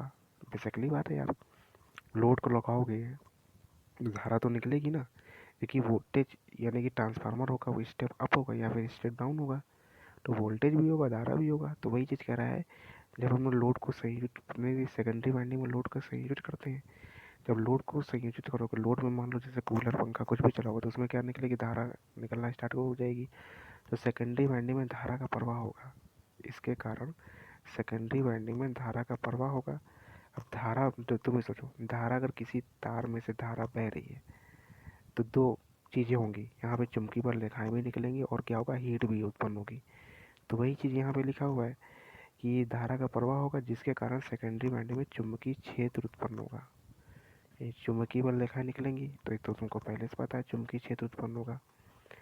सेकेंडरी वाइंडिंग का जो चुंबकीय क्षेत्र होगा, अब ये चीज़ इंपॉर्टेंट है, यानी कि ये सब चीज़ें सेकेंडरी वाइंडिंग में तो हो रही थी। सेकेंडरी वाइंडिंग में लोड लगाया, लोड लगाने से चुंबकीय धारा निकलेगी, धारा निकलेगी तो यानी कि धारा से क्या होगा, चुंबकीय बल रेखाएं निकलना स्टार्ट हो जाएंगी। ठीक है, तो वही कह रहा है कि सेकेंडरी वाइंडिंग का जो चुंबकीय क्षेत्र है, सेकेंडरी वाइंडिंग का चुंबकीय क्षेत्र जो है वो प्राथमिक वाइंडिंग के चुंबकीय क्षेत्र का विरोध करेगा। ठीक है, सेकेंडरी वाइंडिंग का चुंबकीय क्षेत्र प्राथमिक वाइंडिंग के चुंबकीय क्षेत्र का विरोध करेगा, जिसके कारण परिणामी चुंबकीय क्षेत्र का मान क्या होगा, घटने लगेगा। जिसके कारण परिणामी चुंबकीय क्षेत्र का मान क्या होगा, घटने लगेगा। ठीक है, तो सेकेंडरी वाइंडिंग का चुंबकीय क्षेत्र प्राथमिक वाइंडिंग के चुंबकीय क्षेत्र का विरोध करेगा, जिसके कारण परिणामी चुंबकीय क्षेत्र का मान घटने लगेगा। ठीक है, क्या इस लाइन का मतलब को, ये भी लाइन तुम सोच रहे हो क्या बोल दिया हमने। देखो, सेकेंडरी वाइंडिंग का चुंबकीय क्षेत्र, धारा निकली, धारा से क्या होगा, चुंबकीय बल रेखाएं निकली, तो चुंबकीय बल रेखाएं सेकेंडरी वाइंडिंग से मान लो निकली, तो प्राथमिक वाइंडिंग से भी तो चुंबकीय बल रेखाएं निकली होंगी और सेकेंडरी वाइंडिंग से भी निकल रही है, तो दोनों आपस में क्या होने लगेंगे, एक दूसरे का विरोध करने लगेंगे। बेसिकली बात है, जहाँ भी विरोध होगा वहाँ पे शक्ति हमेशा कम हो जाती है। ठीक है, जैसे दो भाई हैं आपस में रह रहे हैं, साथ में रह रहे हैं, तो क्या होगा, स्ट्रेंथ ज़्यादा है, बाहर वाला लड़ने को सोचेगा, लेकिन आपस में भाइयों के ही आपस में कूटता भर गई है। ठीक है, आपस में वो लड़ ही रहे हैं, बाहर वाला तो सोचेगा यार अब तो इनको हराना बड़ा आसान हो गया है। तो वही चीज़ इसमें भी है, क्या है कि दो मतलब कि प्राथमिक और द्वितीयक दो वाइंडिंग है। ठीक है, तो प्राथमिक वाइंडिंग का चुंबकीय क्षेत्र विरोध करेगा, यानी कि सेकेंडरी वाइंडिंग का जो चुंबकीय क्षेत्र है वो प्राथमिक वाइंडिंग के चुंबकीय क्षेत्र का विरोध करेगा, तो रिजल्ट क्या निकलेगा, तो परिणामी यानी कि परिणामी चुंबकीय क्षेत्र जो होगा वो क्या हो जाएगा, घट जाएगा। समझ में आ गई बात। तो कोई भी चीज़ लिखी नहीं थी और इसमें कोई चीज़ रटने वाली भी नहीं है, बस पढ़ के छोड़ दो। ठीक है, इसमें कोई भी चीज़ रटने वाली नहीं है, बस केवल पढ़ के तुमको छोड़ देना है। क्या चीज़ रटने वाली भी हम बता देंगे तुमको।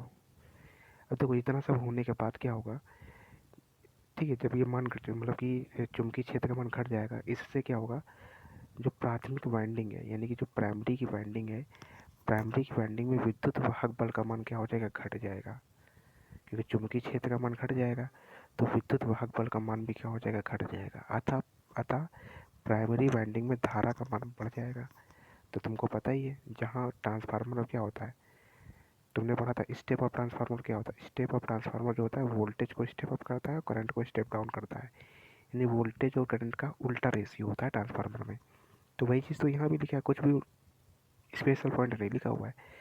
कह रहा है कि प्राथमिक वाइंडिंग में विद्युत वाहक बल का मान घट जाएगा, जब विद्युत वाहक बल का मान घट जाएगा तो धारा का मान क्या हो जाएगा, बढ़ जाएगा। तो वही लाइन लिखा हुआ है, अतः प्राथमिक वाइंडिंग में धारा का मान बढ़ने से चुंबकीय क्षेत्र बढ़ेगा।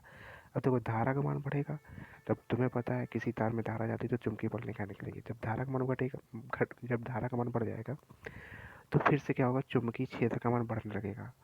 जब चुंबकीय क्षेत्र का मान बढ़ने लगेगा तथा सेकेंडरी का चुंबकीय क्षेत्र क्या हो जाएगा, घटने लगेगा, तथा सेकेंडरी वाइंडिंग का जो चुंबकीय क्षेत्र है वो क्या हो जाएगा, घटने लगेगा।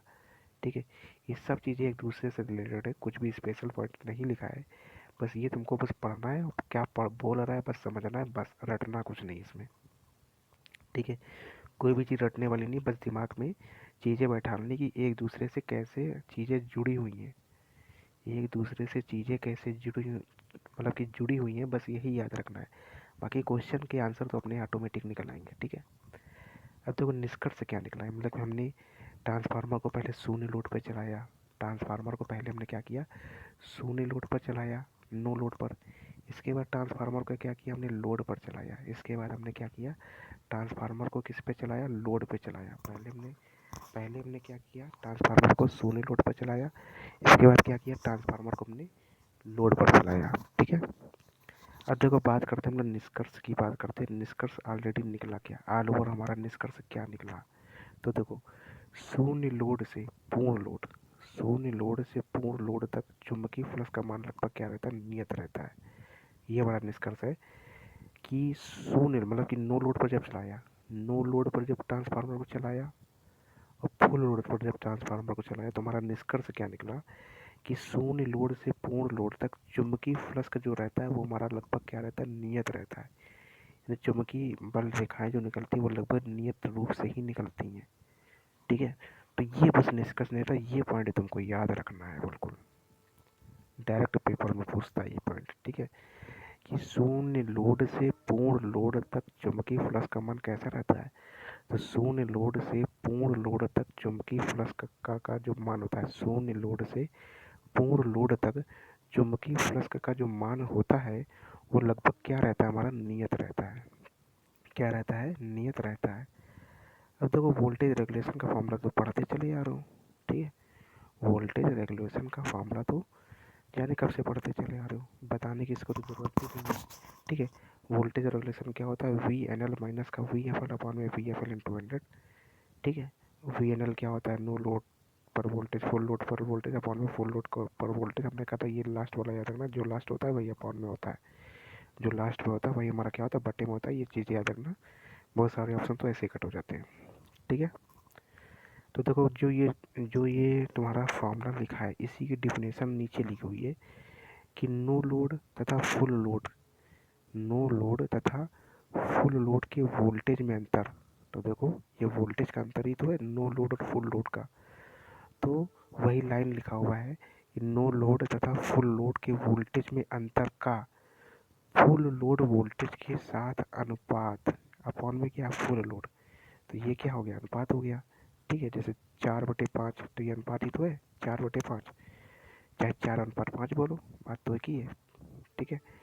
तो वही चीज़ यहाँ बोल रहा है कि नो लोड तथा फुल लोड के वोल्टेज में अंतर का फुल लोड के साथ अनुपात हमारा क्या कहलाता है, वोल्टेज रेगुलेशन कहलाता है,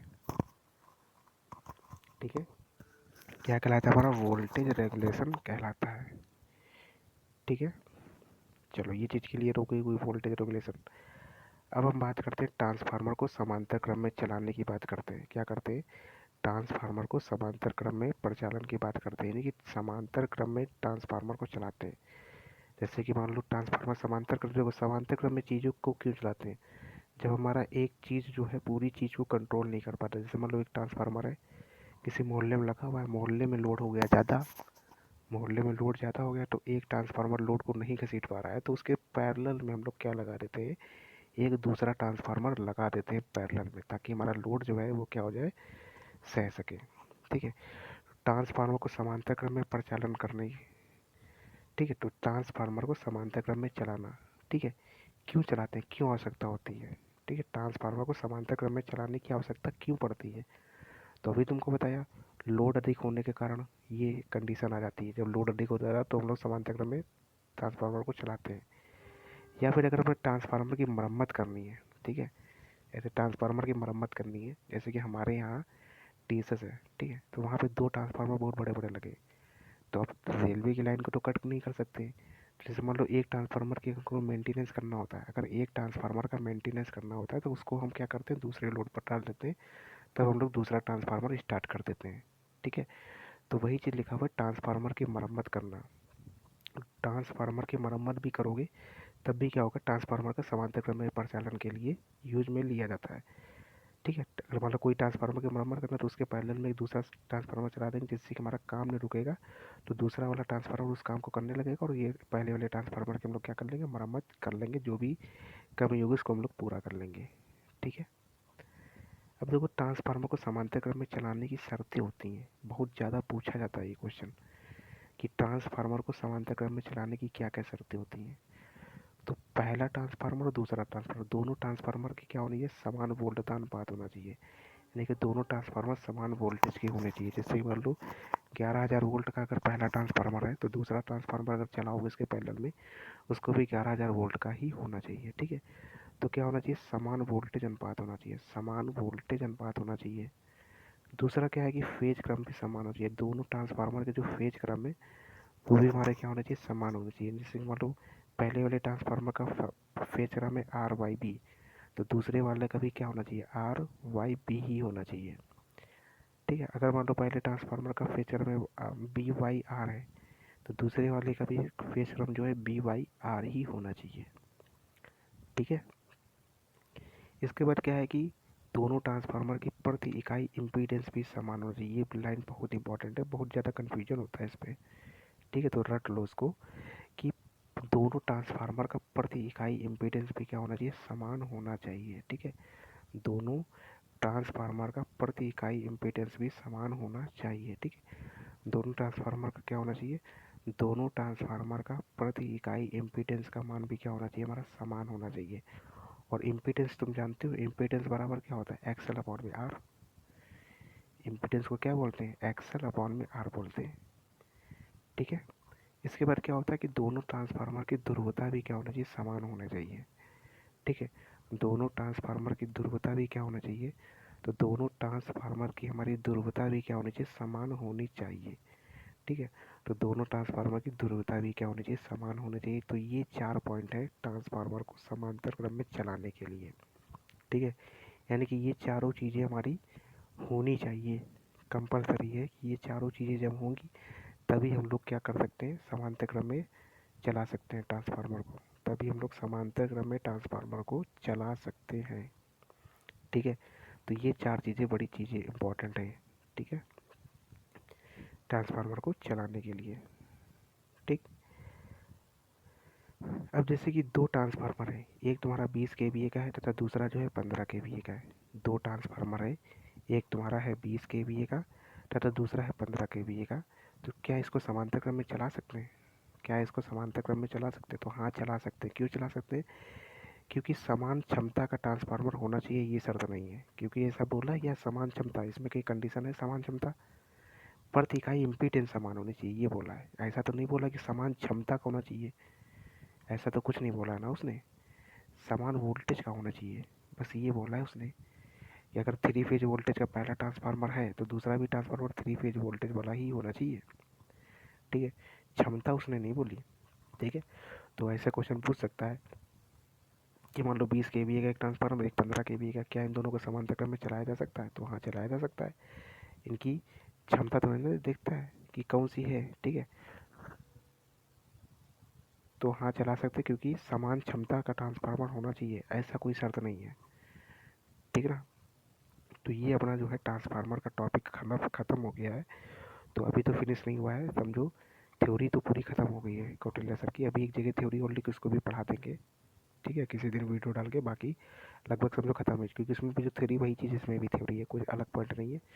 कुछ एक दो पॉइंट एक्स्ट्रा होंगे उसमें बता देंगे, ठीक है। अब तुम्हें क्या करना है कि ट्रांसफार्मर की 4 या 4.5 घंटे की वीडियो का प्ले लिस्ट में तुम्हारा बना हुआ है, उसको तुम्हें देखना है। अब देखो 4 घंटे की है वीडियो, तो तुमको एक साथ 4 घंटे नहीं निपटाने हैं। 2 घंटा सुबह देखोगे, 2 घंटा कम से कम 3 से 4 घंटे के गैप में देखोगे। हमें पता है क्या लगता है, हमें ये लगता है कि तुमको अगर प्ले लिस्ट बना के दे दी जाए तो तुम क्या करते हो कि खाना पूर्ति करते हो। मतलब तुमको बस देखना है, समझ में आए जाना है वो तो किनारे रखा है। मतलब अगर हमको 4 वीडियो निपटानी है तो बस कसम खा ली कि हमको 4 वीडियो निपटानी है, चाहे सो के निपटाएं हम, ठीक है। ऐसा नहीं करना है, 4 की जगह पे 2 वीडियो निपटाओ, लेकिन बहुत ही बारीकी से पढ़ो। और इनकी वीडियो कोई भी तुमको स्पीड में नहीं देखनी है, ठीक है। ये नहीं कि 1.5 गुना कर दिया, 2 गुना कर दिया, स्पीड पे देख रहे हैं, यहाँ बहुत धीमे धीमे पढ़ा रहा है। पढ़ाने तो धीमे धीमे, ठीक है, लेकिन वीडियो को तुमको एक नंबर पे देखना है। जो चीज़ें बता रहा है एक्स्ट्रा पॉइंट, सारे पॉइंट तुमको नोट करना है, और बहुत ही अच्छे तरीके से समझना है कि क्या बोलना चाह रहा है, किस बेस पे आंसर निकाल रहा है, ये सब चीज़ें तुमको सोचनी है, ठीक है। कठिनाई होगी, लेकिन जहाँ तुम 2 से 3 बार वीडियो भी देख लोगे, वही अब एक दूसरे से चीज़ें रिलेटेड होने लगेंगी। जब एक बार पूरा सिलेबस ख़त्म हो जाएगा, इसके बाद फिर से दोबारा तिबारा पढ़ोगे तो अपने ऑटोमेटिक क्लियर हो जाएगी। ये तुम अपने अंदर आदत डालो कि जो चीज़ें समझा रहा है उसको ध्यान से समझो, रटना नहीं है, ठीक है। अगर तुमने रट लिया, मान लो एक क्वेश्चन रट लोगे, 2 क्वेश्चन रट लोगे, कुछ क्वेश्चन होते हैं मान लो रटने वाले, लेकिन बहुत सारे क्वेश्चन ऐसे होते हैं जो एक दूसरे से रिलेटेड होते हैं, ठीक है। तो ये सब चीज़ें तुमको करनी है हर चीज़ में, मैथ वगैरह में भी वही चीज़ है, सब में वही चीज़ें हैं, ठीक है ना। तो बस तुमको चीज़ें समझनी है और बहुत ही ध्यान से पूर्वक तुम्हें क्वेश्चन लगाने। मैं तो बोल रहा हूँ क्वेश्चन बहुत ज़्यादा इंपॉर्टेंट है, ठीक है। तो 4 घंटे की वीडियो में पूरी थ्योरी जो है, जो हमने पढ़ाई है तुमको इसी बेस पे थ्योरी वो भी बताएंगे, ठीक है। बहुत ही अच्छे से पढ़ाया है ट्रांसफार्मर, ठीक है। 100 क्वेश्चन उन्होंने कराए हैं, और 100 क्वेश्चन को लगाना बहुत ही अच्छे से लगाना, 100 क्वेश्चन, ठीक है। बाकी जो कौटिल्य सर की बुक है उसकी क्वेश्चन तो मैं कराऊंगा ही तुमको, ठीक है। तो इतनी बात क्लियर हो गई। तो ये ट्रांसफार्मर का टॉपिक पूरा ख़त्म हो गया है, ठीक है। अब तुम क्या करोगे, ये दोनों 2 वीडियो है तुम्हारी, ठीक है। दोनों वीडियो को कायदे से देखो और कायदे से नोट्स बनाओ, कायदे से सब चीज़ें बिल्कुल दिमाग में बैठा लो। इसके बाद तुम 4 घंटे की वीडियो को देखो और लगातार ना देखना, 1 घंटे का देखो, इसके बाद उसका नोट्स बनाओ, इसके बाद हल्का सा गैप रखो, दिमाग को ठंडक दो, इसके बाद फिर से दूसरा घंटा देखो उसको, ठीक है। यानी कि लगातार तुमको नहीं देखना है, एक ही दिन में देखना है, कम से कम 1 घंटे की वीडियो में कम से कम उसके बाद कम से कम 1 घंटे का गैप होना चाहिए तुम्हारे दिमाग में। फिर से चीज़ें देखो, पन्ना पलटा के देखो, क्वेश्चन आया तुम्हारा, अच्छा ये चीज़ हमने पढ़ी थी, नहीं दिमाग में आ रही तो पहले थ्योरी देखो कहाँ अच्छा पढ़ी थी हमने।